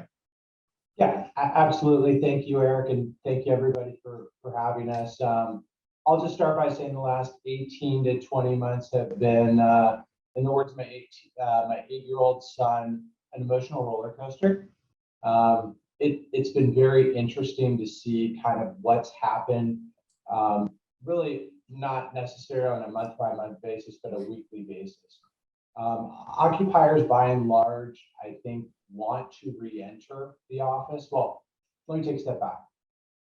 Middle of March, everything kind of shut down. We kind of have fast forwarded. Things have definitely gone a lot of different directions. I'd say you can break up the occupier segment into the larger, more national companies and then the local and more regionals. By and large, the local mom and pop, if you will, bread and butter of Orange County, small business occupiers didn't leave the office. If they did, they left in kind of smaller portions or fractions. But they have continued to come into the office and occupy on a more regular basis. What size square footage is that, Matt? When you say that group, is that a 3 to 1,000 or is that a 5 to 10? What size square footage are those guys? Yeah, actually, interesting fact, the average occupant, the average office tenant in Orange County is 3,200 square feet. So we're talking, 12 to 15 employees. Okay. So when I say that the smaller groups, let's call that everything 5 or 7,000 feet and under. So by and large, throughout the pandemic and as we kind of are sitting today, most of those folks have been coming into the office on a regular basis. Business, not as usual, but trying to be focused and get back to what they're doing. Where we've really struggled on an occupier basis is the larger corporate folks coming up with strategies to address health and wellness and COVID and providing their employees with a safe and comfortable environment where the employees actually want to get back to the office. I think 99 out of 100 occupiers would tell you off the record that they want their employees back in the office. That said, what are they saying off the record? Well, that's on the record. What are they saying? I mean, it's mixed. I mean, you can read 100 different articles and they're saying 100 different things. Yeah. But I think the statistics prove out that by and large, your employees are more productive when they're in the office. You can go down the list. You can't coach culture. How do you learn how to do your boss's job? How do you coach up and train new talent? There are myriad reasons why it's good to have office space and have your folks coming in on a regular basis. Now, all that said, especially given what industry you're in, there is a fight for talent. And that fight for talent is going to drive work from home, hybrid models, kind of all of the above and what that's going to look like. Pre-pandemic, Orange County unemployment was 2.4%, one of the lowest in the country and the lowest it had been historically. At that point, we were seeing occupiers shift to a flight to quality to attract and retain new talent. The engineers of the world have 5 job offers. So they're interviewing the company as opposed to vice versa when, most of us entered the workforce and we're just hoping to get a job. Now we are seeing a similar flight to quality, but for different reasons. It's really it's the fear of missing out and trying to provide an environment where your employees want to come back to work. So we have seen that. I think that the, more call it commoditized office space, it's tough sledding. It's probably going to get worse. We were in the car today with a client touring space, and it was all about creating a great dynamic environment so that folks would want to come into the office and, hate saying it, get off the couch. Get back to creating some good habits. So I know the competition for labor beforehand was trying to create that fun environment. You had the rock walls, you had the ping pong tables, you had all that. Is that the same, or are we now talking about, and a little bit more group setting, is that the same, or are we now talking about more spread out, still want to be there, but I feel safer? Is there a safety issue? I think it's less a safety issue, more a perception, and ensuring that there's ongoing cleaning, that protocols are in place, and so employees feel comfortable. Right. More so than anything. I was talking with a couple of people here in my office before the call, and we were talking about the floor plans that we see and what our clients are looking for, and what does a space plan for a full floor tenant today look like versus, call it, 2 years ago. Generally speaking, it's not that different. Offices are offices, quantities are pretty similar. We're seeing less densification, which a couple of other people talked about earlier today. Right. Instead of going to the bench style seating, you're having the more traditional workstations, a little bit more space between employees, more collaboration space. The metrics that some of our clients have used for per or square footage per employee, that's changed. That's kind of been thrown out the window. I think the other thing that— So which direction did it go? Well, it's a less dense environment. 20 years ago, it was 250 square feet per employee, then it crept to 200, then corporate America, as we're getting more and more efficient, and some companies have gotten to 100, or we're at 125 square feet an employee. I think that paradigm is going to shift back towards something that's a little bit more in the 175, 180 square feet per employee. Got it. Feels reasonable. I'm sitting here in a little telephone room or breakout huddle room that pre-pandemic never got used. Now that's the one thing we're seeing is more and more of these as people are doing things virtually. And I think that's something that will be here to stay. But by and large, office space isn't going to look that different. I think, one misnomer that we were talking about with a client yesterday morning is they're going to a hybrid model where they're going to allow their folks to work from home 2 days a week because they really have to. And it's not going to change their footprint 1 square foot, because guess what? Those people are choosing to work from home on Mondays and Fridays or Thursdays and Fridays. So you don't have this nice kind of consolidation of your real estate where you can figure out, saving 10, 15, 20% because everybody still needs a place to come sit and work. Now we have seen overall some negative absorption over the course of, call it Q2 through Q2. So 5 quarters in a row, we had about 2.5 to 3 million feet of negative absorption. But a lot of that was really companies that were long overdue to trim the fat and kind of reduce their footprints. Q3 numbers just came out. It was actually the first quarter of positive absorption that we've seen. So that was a great sign.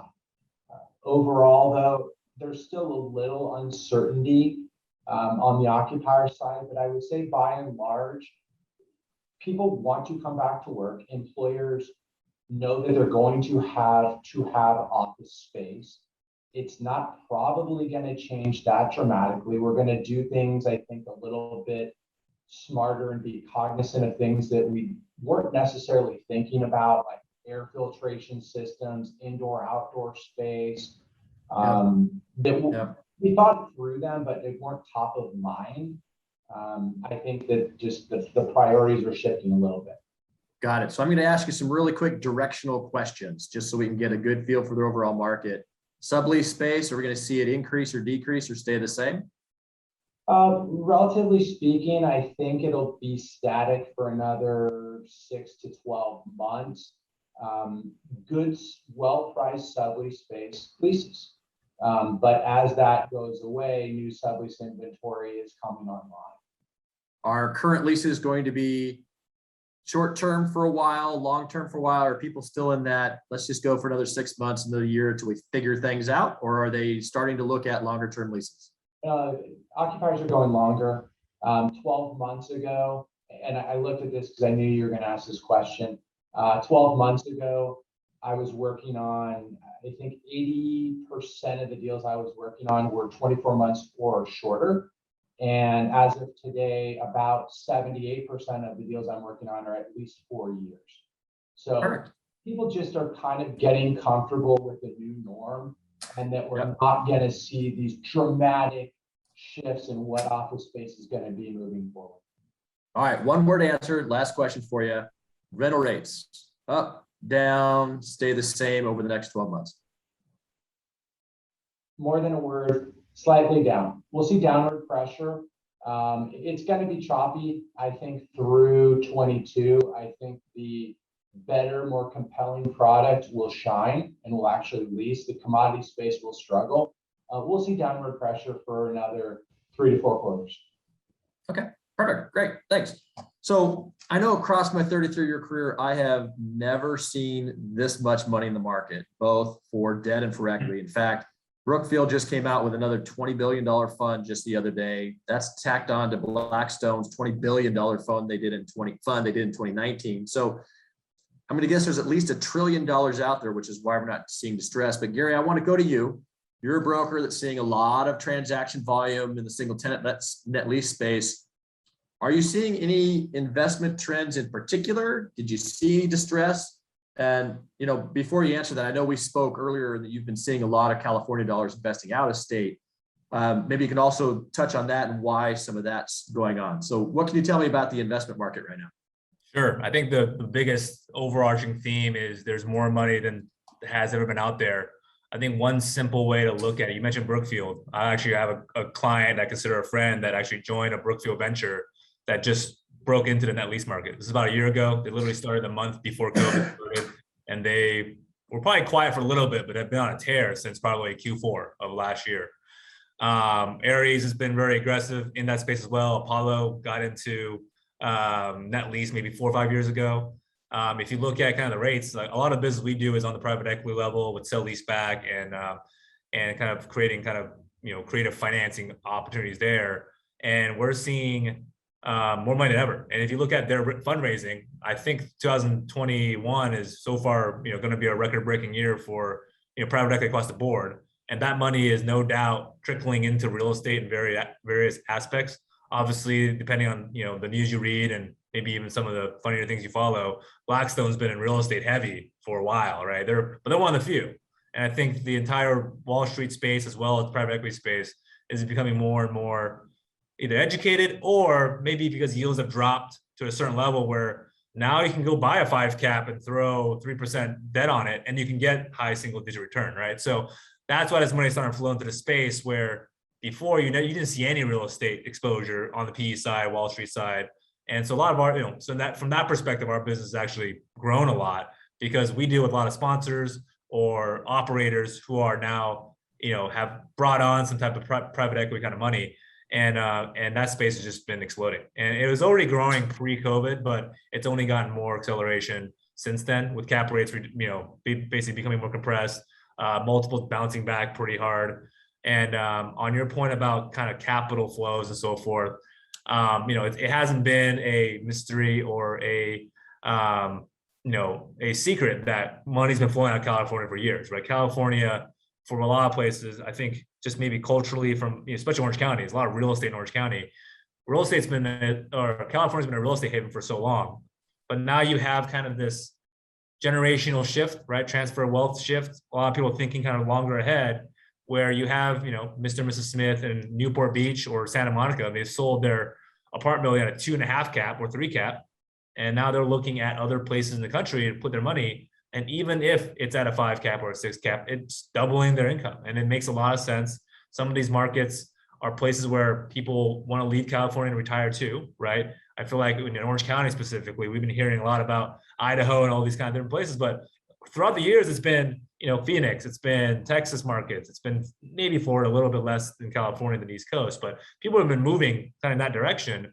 And a lot of it's politics, a lot of it's tax reasons, a lot of it's economic, and some of it's obviously family related, but a lot of it's just they're planning for the future. They want lower taxes. Their income is going to become more stable or fixed over time. So the only other ways to increase what you're making, if you're not making more, right, is to reduce your expenses. So that's definitely been some of the trends we've been seeing. And that's only really accelerated since kind of this new COVID, I guess, era of real estate. Money is definitely moving out of state even more aggressively from what we can see. So quick question, it's not fair just to say single tenant net lease, because the first thing, I'm sure everything that comes to our mind on our audience is, oh, that's a Taco Bell. Oh, that's a Burger King. Oh, that's a Starbucks. That's a Walgreens. You're not just talking about buying the retail. I mean, there's a lot more going on with the industrial and the office. So maybe you can talk about some of the cap rates on that and what you're seeing. Are people who own these buildings recapitalizing out of it because of pricing, or give me a little bit on that if you don't mind. No, that's a great point. I think, our bread and butter retail is still kind of the standard go-to. Like everyone knows about the Walgreens you can buy, Chase Bank you can buy, but throughout the last 4 or 5 years, you've seen an accelerated, it's a chase for yield. So it's really affected medical, industrial the most, right? You have the e-commerce trend that's really pushed industrial into the forefront, and within the medical space, you've seen a lot of consolidation within it, right? So prior, you can only really think of 1 or 2 different types of maybe dental practices that were maybe chain. Now today, you can see, so-and-so dental, and it could be a chain now because of the way that they've structured their deals. And you have, for a brand, for example, a brand like Heartland Dental, they own thousands of offices across the country, and no one even really knows that from an external perspective. So that structure and that consolidation, and a lot of that's driven by, private equity kind of money, but some of it's just guys getting smart and saying, hey, I'd rather roll up businesses, and maybe I'll exit with a private equity kind of exit or go public. That's allowed the credit on these deals to be more digestible by not only private clients, maybe a high net worth doctor or whatever that wants to buy something to diversify his holdings, right? Apartment building, net lease building, or what have you. But it's become much more digestible for a lot of the publicly traded REITs, whether they're medically oriented, whether they're net lease oriented or industrial oriented. And then touching on industrial, just even in the shorter time frame that I've really focused on industrial, let's just call it 8 or 10 years, we've seen cap rates on the same type of tenant, whether it's a FedEx or something kind of just larger brand. We've literally seen them drop hundreds of basis points over the course of the last 5 years. It's really incredible to see. I'm sure Jared can touch on that even in a heavier sense because he's in California. It's even worse. But on a national basis, you've seen just the pure demand where in the past, your real estate buyers of industrial, and this is maybe a a slight stereotype, but like industrial buyers are very, very like real estate fundamental buyers. Typically, they're looking at land costs, looking at replacement costs of the building. I'm buying a tin box. I'm only going to pay you $100 square foot, whatever. But you've seen that switch where on the retail end, that lease has been kind of silly for years, where I'm buying a Taco Bell at $1,000 square foot. You're starting to see that in the industrial net lease space, where the buyers are becoming less hinged to fundamentals, which, good or bad, bubble or not, whatever. You're seeing that shift where they're just looking at credit. They're looking at, is this a state that makes sense? Is the term there? Boom. That's kind of your standard net lease buyer, where they really focus on real estate less. So that's definitely a trend that we've seen pretty heavily. And call it free money being printed, low interest rates aside, there's a lot of other macro factors are pushing kind of a lot of momentum into the space. And I'm happy to talk further on that, but there's just a lot of interest coming into not only net lease, but just real estate in general. That's driving, I think, a lot of positive things for our space. Sure. So while you gave me a fantastic segue to Jared, I'm going to ask you one more question. So if I am buying a single tenant net lease, pick a tenant, same exact tenant in Orange County versus Arkansas, what's my cap rate in Orange County? What's my cap rate in Arkansas?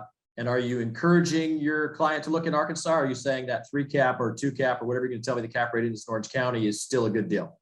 That's a great question. I think that fundamentally, I always try to touch through the pain points and important things that a client cares about. Some clients just want yield. Some clients just want rent to be paid. Some clients care about residual. You kind of have to choose one or the other. At the end of the day, you're probably not going to beat California residual value, California appreciation, right? That's why I have friends that moved from here to Tennessee or New North Carolina. They're like, oh, great, I bought this ginormous house for $2 million. I'm like, well, have you thought about appreciation? Like, it's different. We're talking about different things.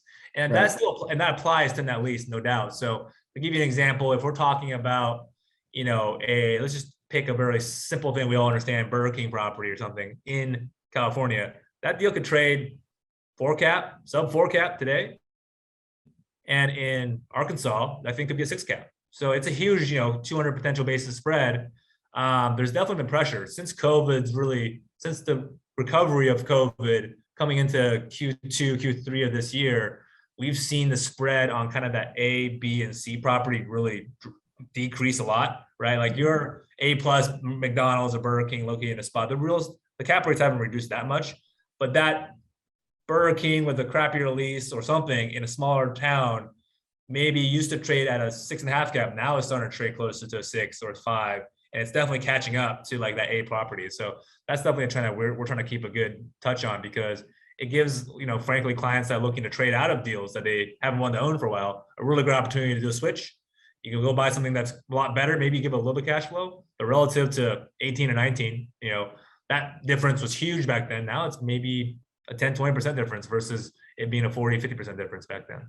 Yeah, I think the fun part about all that is you're talking about an exit strategy. Is there going to be a buyer for you at the end of the day when you need to, or a tenant to replace just in case? But for me, I think part of the fun of that is it's much easier on you, because there's so much more information out there that these secondary markets are actually just as well underwritten as some of the primary markets. You get plenty of information, plenty of comps, plenty of information that'll help you make a decision, so you can make a good educated decision at a better cap rate in some of these marketplaces, which is kind of nice. That's a great point, because I think a lot of what we've been focusing on, a lot of the process of buying anything, whether it's an investment or not, it's education, right? And so much of this process, and we utilize a lot of technology on our end, and obviously technology in general has gotten better. A lot of it is just basic gathering information, and salesmanship and all that is important, but really it's about educating. It's about communicating and educating to a client who may have questions like, why should I own in Arkansas? You talk them through it. There's plenty of reasons to be in certain states for various, whether it's military related reasons. A lot of these other states, especially in the Sun Belt, they're growing like crazy. They're growing better than California is, right? And the trends are positive in that direction, right? I think you mentioned earlier about capital leaving. It's not just people's investment dollars leaving. People are literally moving, but it's also corporations are moving. They're moving. They're not leaving technically their office. They're just moving their corporate office. That's all they're doing. And it's moving money away, which, we'll see if California long-term decides to think that it's a big enough issue to take action against. Yeah. So Jared, I blew the fantastic segue that Gary gave me about industrial. Sorry about that. But Just to back up, you're my industrial developer. You're working in one of the tightest industrial markets ever, I'm thinking. Vacancy rate sub 2% in almost every single SoCal industrial market.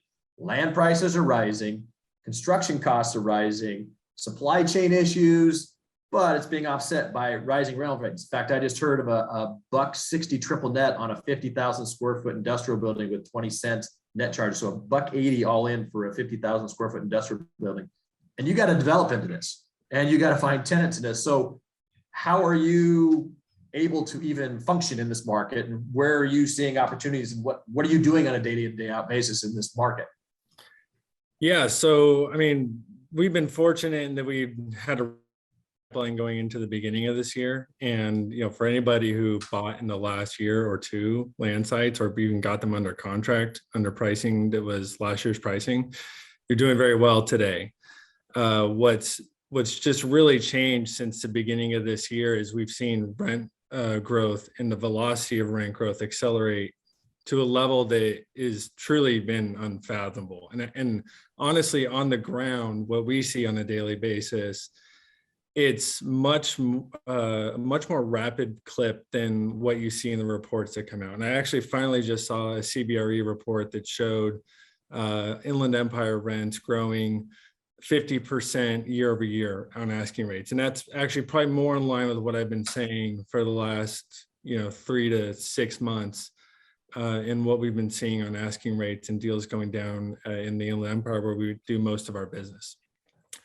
That rent growth puts a lot of existing deals below market. And so I know nationally, I heard the average like 18, existing rents are 18% below market, but in the Inland Empire and in Orange County, even where rents have not grown as dramatically in Orange County, but rents are probably 20, 30, 40% below market in many cases. And so that's where you're seeing, sub 3 cap valuations on assets today and per square foot numbers that are just through the roof. And back to Gary's point, numbers that a lot of old industrial disciplined buyers, they have a really hard time paying $450 a foot for a stabilized industrial asset when for a long time it was just hard getting over $100 a foot.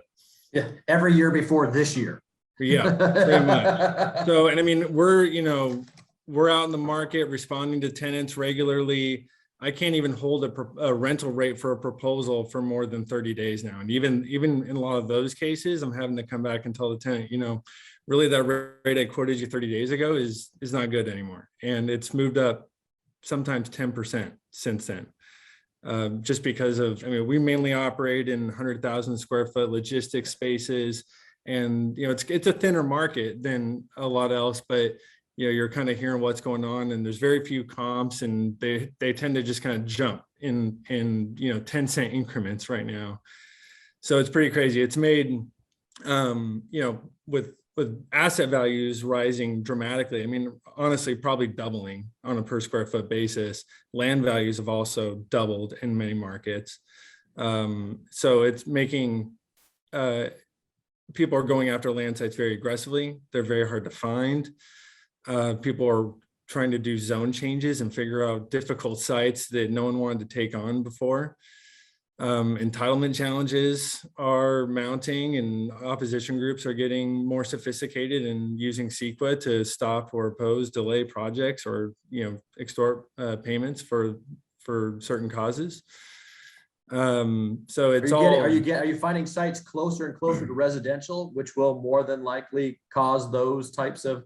Are you going towards residential, or is residential coming towards you? Because that's usually where the friction is. Yeah, so we're coming more towards residential today, for the most part, as land values for industrial are exceeding residential, and we see a lot of projects come to our desk where brokers are proposing to zone change residential to industrial land uses, which is very challenging when you're next to existing residential neighborhoods. And a lot of even sites that are zoned industrial have old residential on them. And so I've personally done projects where we've assembled and bought 17 single family homes and torn them all down to put up a 600,000 square foot logistics building.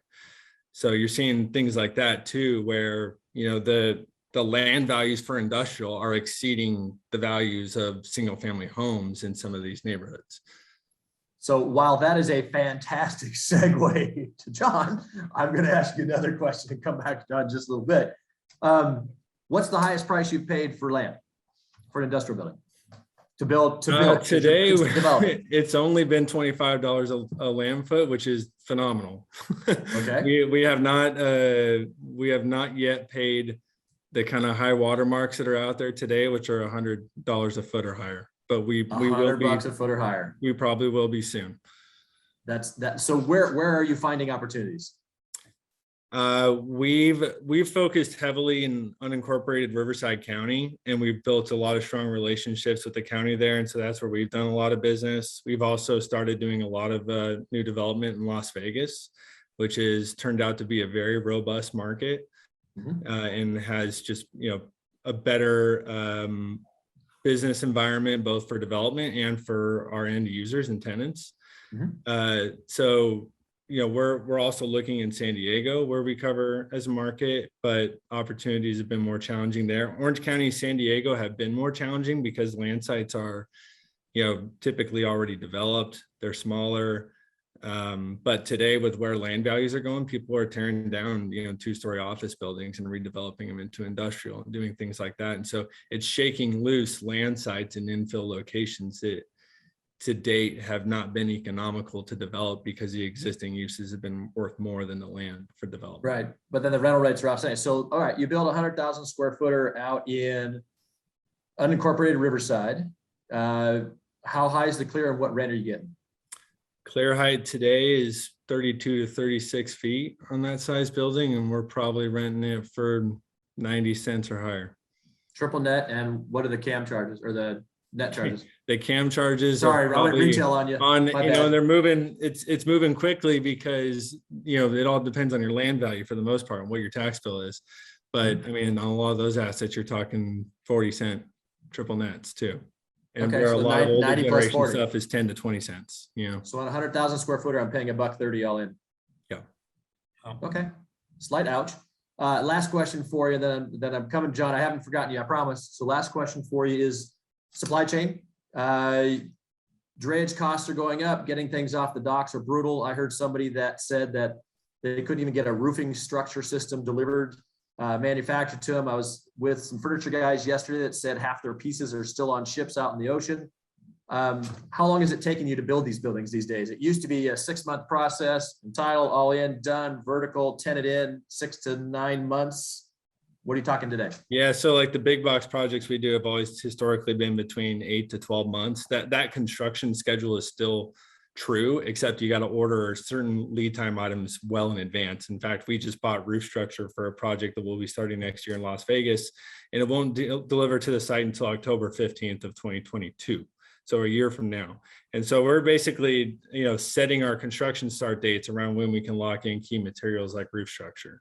Even things like dock packages for tenants are taking up to 8 months now. And oftentimes those are things you could just get, delivered within 30 days and installed no problem and never held up anyone. And we're actually looking at speculatively buying dock packages and just putting them in a warehouse somewhere so we have them available for tenants if they need to move. Worst case, you can resell them. Yeah, That's go honestly, that's part of the arbitrage discussion, and it's, the supply chain issues are challenging for industrial construction.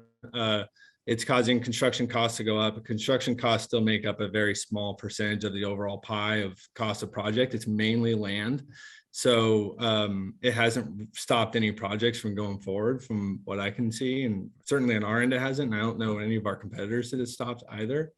But the supply chain issues are our biggest boon right now to our industry. I mean, it's also why, a lot of users are switching to just in case supply chain models instead of just in time, and they're building more inventory domestically. They're looking to have more safety stock. That's reversing a trend for decades where people have moved to lower inventory ratios. And that's going to be a big boon to our industry for the long term. And I think that's going to stay after COVID, even because as retailers move to more e-commerce models, they need to keep more stock on hand too, in order to meet consumer preferences for same day, next day, 2-day delivery that Amazon set the bar at. Well, So- when you think about it, so back in the old days, you had a retail, let's just pick a carpet guy. He would have had a 50,000 square foot store with his samples everywhere you walked, and he had to pay $250, $275 a foot. And then he had a warehouse off in the IE paying 30 cents triple net. Now it's kind of his retail and his industrial are getting so close in the same price. Does it make sense to have an even smaller footprint or an even larger footprint where you're just saying, look, show up online, it's gonna be over here. There's got to be some offset somewhere in Right, I mean, you're retail getting- risk versus that. You're certainly getting a lot more storage per square foot, and in a warehouse that's 40 feet clear today with, sophisticated racking and automation systems. But, the supply chain challenges are, they're big, they're real. And tenants, most of their solution is just stock up right now for the short term. Got it. Perfect. Cool. Thanks. So John, sorry, I saved the best for last though, of course, right? So fact check me here, but you're California-based home builder. You had a lot going on in the Bay Area, SoCal, and Arizona, but you started to look at other markets, right? So all we read about is the lack of affordability in California. So a couple questions for you is, what's the problem here? Is there a lack of affordability or is it a housing shortage? And to that end, if you want to be a successful home builder in California, what would we have to see happen or change?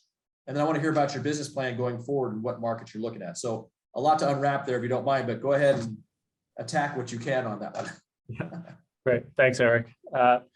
So my first community was actually 109 townhomes in the San Francisco East Bay Area in the city of Dublin, in this master plan called Jordan Ranch. And we built townhomes there.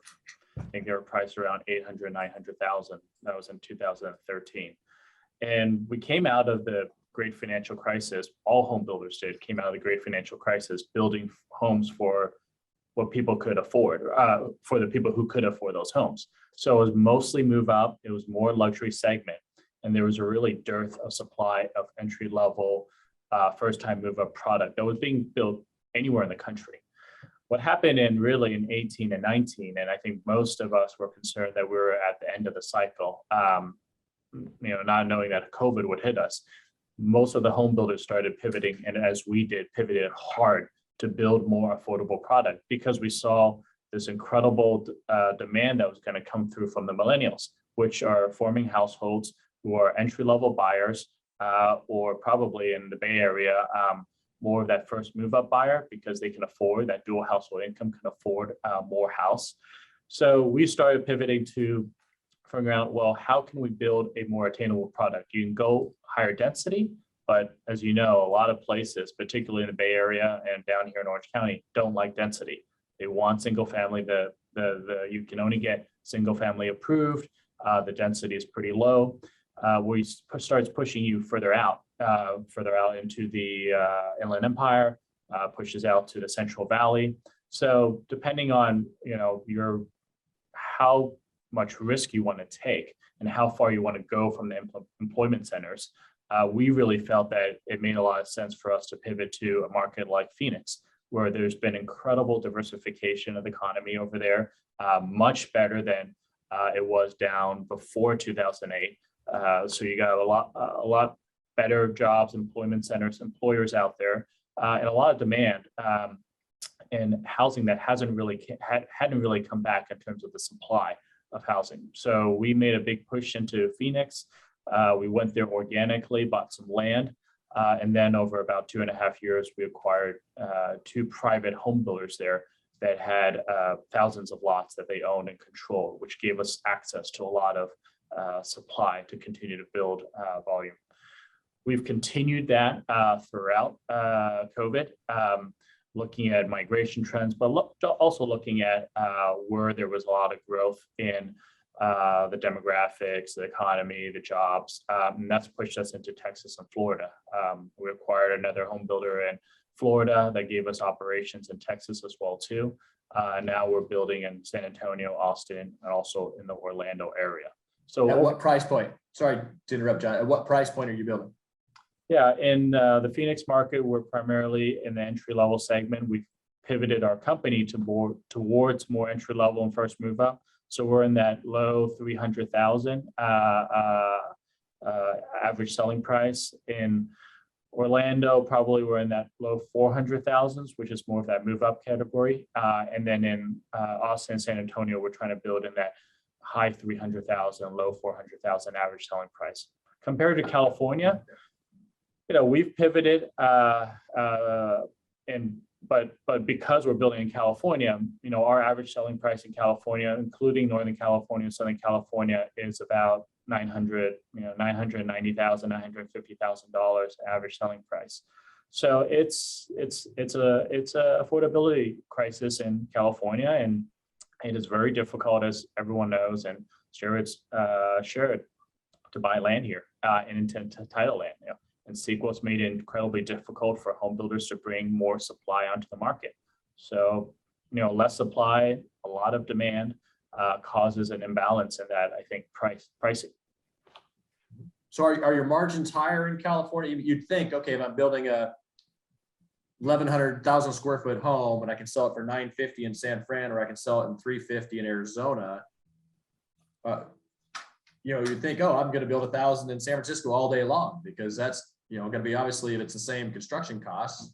I take it land makes it a big problem, but either finding it or affording it. But the dollars are, but the margin percentages are not necessarily higher. So I can get, a gross margin 20% here in California. I can get that in Phoenix, Texas, and Florida as well.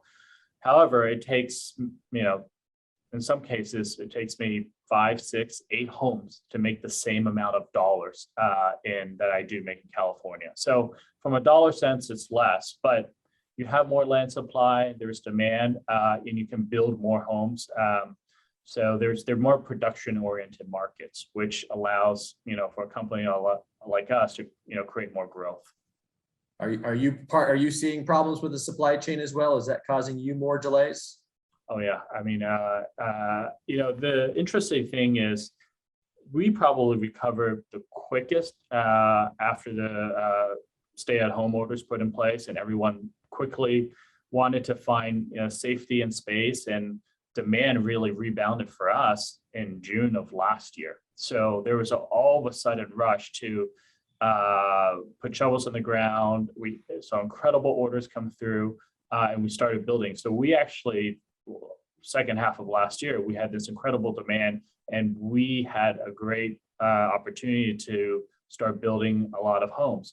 Now, we went through a lot of disruptions through that, because there were factories were being shut down because of COVID. So we already experienced some of that supply chain disruptions and learned how to pivot and find alternate sources. But I would say now, because everything is reopening and everyone is demanding their materials and labor, there really are no alternate sources. So we've got a lot of homes that probably started production earlier this year that should have been on a cycle time of 6 months or 7 months. Now it's 8, 9, 10 months now, because we were waiting for it was lumber. It was concrete, then it was lumber, then it moved to HVAC, and now it's windows, and then it's cabinets. So it's sort of this bulge that's moving through the supply chain. The supply chain is trying to catch up with all the demand that it's out there. So you're going to give me a great segue to ask a question of the entire group, but I'm going to, as usual, avoid that and ask you one more. You're building for single family sales. You're not building for rent. So have you ever considered, or is it more profitable, or is it better because you'd have one sale to build communities for sale as an entire community to somebody who's going to come along and rent them out? Or have you looked into that build for rent, or is it all build for sale and that's your business plan, and that's why you believe in that more than you do the build for rent? We have build for sale is still, you can get a retail buyer, and the retail buyer is always going to pay more than that wholesale buyer.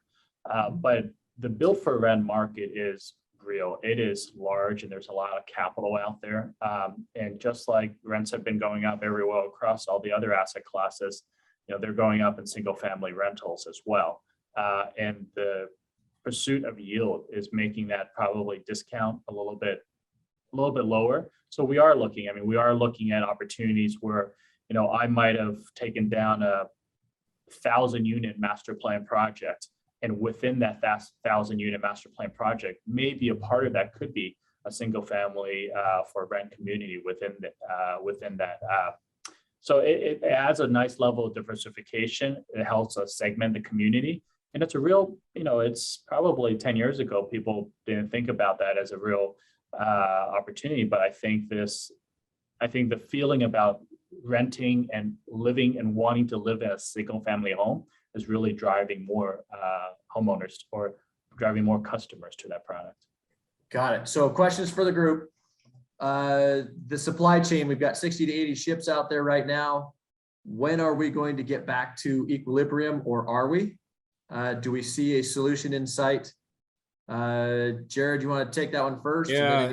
Anybody else raise your hand? It's going to take a while because it's not, I mean, I know we just moved to this 24-hour port opening, but you know, there's a lot of other points on the supply chain that need to meet the same capacity in order to see the product truly move throughout it. And so, you know, part of it's labor issues. It's hard enough getting people to work, you know, the current hours of operation, but to try to move many of these supply chains to 24-hour operations, which is necessary in order to move all that product through quicker. You know, the truck drivers got to work 24 hours. The warehouse operators got to work 24 hours. You got to get all these extra shifts. And those guys are already working 6 days a week. So it's going to be really challenging to get those extra, you know, components of the supply chain. They are all in private hands. They're owned by different companies, communicating and working on the same, under the same plan. But so, I mean, I think our expectation is that, you know, some of those things are going to take another, you know, 9 months to a year to work out. And it's probably going to be more when the goods buying patterns return closer to historical norms, and, you know, space can start delivering. Because I mean, even at the end of the day, if you can get all that cargo off a ship, we're in a, you know, 0.7% vacant market. Where does it go? It's just piling up on the docks right now. Same when it comes to the chassis and to the empty crates and to all I mean, that too. There's all types of components throughout that just, you know, you can't get chassis back to load a container on to get it out to the warehouse, and then it sits at the warehouse for an average of 11 days before it gets unloaded. So it's throughout the whole system. Anybody have another comment on that one before I go to my next question? Perfect. All right. I agree with Jared. I think those supply chains everything that we've seen is gonna persist through 2022. So the perfect storm hit, and we're now looking at something for at least another year of the more of the same of the year. Okay. So the question I'm going to ask you is, what is your biggest risk? What are you afraid of that's going to happen? What's your black swan that could derail anything in your business right now? I'll go back to you, Matt, since we haven't heard from you in a while. What is your big fear factor right now? I mean, it already hit. It's a reality. I mean, I'm living the dream. Yeah. COVID gamma is coming for you. I've sat here envious for 30 minutes about you guys all talking about, you know, what's going on in your segments of the industry. I mean, you know, I guess fear is that we keep having different iterations and strands, and people don't get back to the office.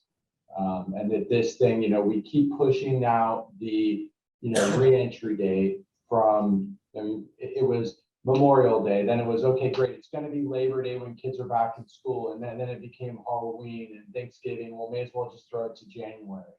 We continued kind of pushing that date out, but yeah, no, our black swan event hit. Yeah, no, I can see that, and I've been part of that too. I had a group that said, find me this much square footage, now find me 25,000 less, now find me a co-working space. Screw it, we're just going to do short term until we figure it out and know what we're going to do.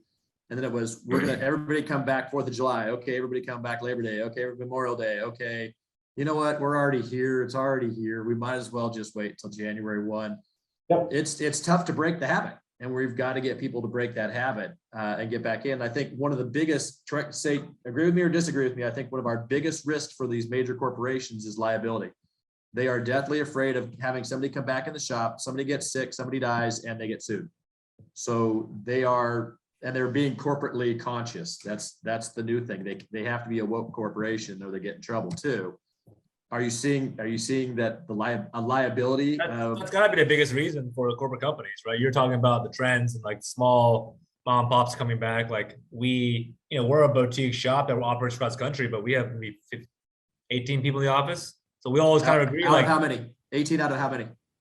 Maybe like 50 or so in the full company, right? And so we have our office, and it's kind of like, let's all agree we're coming back. And there's one or two people that work from home a little bit more than others, but almost everyone comes in at least once a week, because everyone, at least in our environment, like found value in it. It's fun, and part of the reason you work is to work with people. If you're doing it all by yourself all the time, like we mentioned earlier, like if you're working from home, like maybe there are days that I may be a little bit more productive because I'm maybe not having 150 conversations and meetings, right, to get my work done. But on the average, like I just can't find myself more productive at home. On the average, I work longer hours and I'm less productive. So, but what you just said, what you just said to me was 18 out of 50, which is about 20. It's less than half, 20 to 30%. Matt, are you seeing that in the Orange County kind of high rises here? I know I'm in Jamboree Center, which I've got 18 out of my 30 that are here. I've got staff that's supposed to be here and guys coming and going, but the parking lot's empty. All right, what's the kind of average occupancy? Everybody seems to be paying rent, but what's the average physical come into the office number, do you think? Yeah, if you just average occupancy across our 6.5 million feet would be about 25 to 30%. Interestingly, some of our larger projects have the least amount of occupancy because it's filled with corporate American tenants and they've just not come back. Some of our more suburban, low rise, a lot of 2, 3, 5,000 square foot tenants are at 50, 60, 75%. But 25 to 30 is probably a very comfortable number. And Orange County is actually kind of outpacing many other markets around, the majority of the other markets around the country. Perfect. Gary, your big fear. I think, if we're talking about all the monetary policy stuff, it's what stops that train, right? I think, so much of what the Fed has done in Congress and White House pumping money in the system is to reduce fear, bring confidence back. What's going to take that out, right? On the very obvious. How about if 1031 exchange goes away? Do you think 1031 exchange is going to go away? Knock on wood, from what I've been following, it seems like they're not talking about it much. In the beginning of kind of the administration, they were talking about it a lot. I'd imagine, there's real estate owners and people of all sorts on both sides of the aisle. It doesn't make sense for it to move out. So much of, aside from, no one cares about brokers. So let's just take that out of the equation. Think about all the other jobs and other things that are powered by transactions, right? And if you actually remove that, and if you're worried about affordability, like that, in a lot of ways makes it worse. I can argue that cap rates might go up and values may come down in the interim, but like longer term, transaction velocity is going to go much lower, right? In our space, transactions exchange, percentage is probably a higher amount than your normal user, right? Office, industrial, medical, right? On our space, much more of it is pure investment. So that's going to decrease drastically. But if you even look at our neighbors to the north in Canada, like their transaction velocity is like nothing compared to us. Now I get on a percentage basis, that's nothing compared to what we do.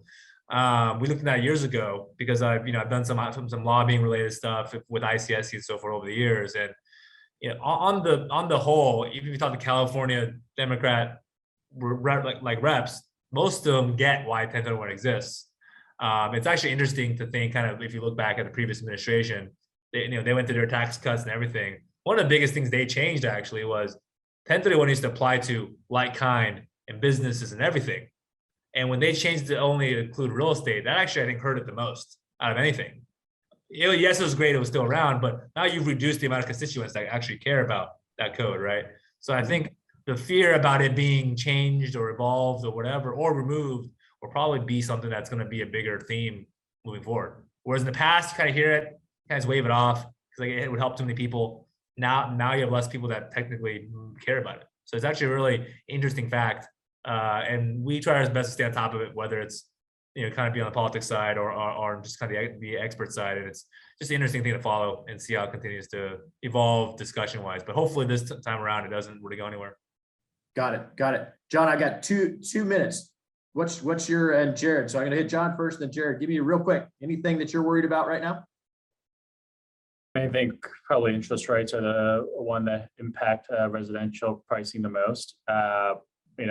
I think anything gradual is okay. But anything, we saw in 2018, 19, if there was too quick of a movement that was anticipated, that could really, I would say, not shock, or just give people some real perspective in terms of buying that house right now. Right now, orders are still very strong.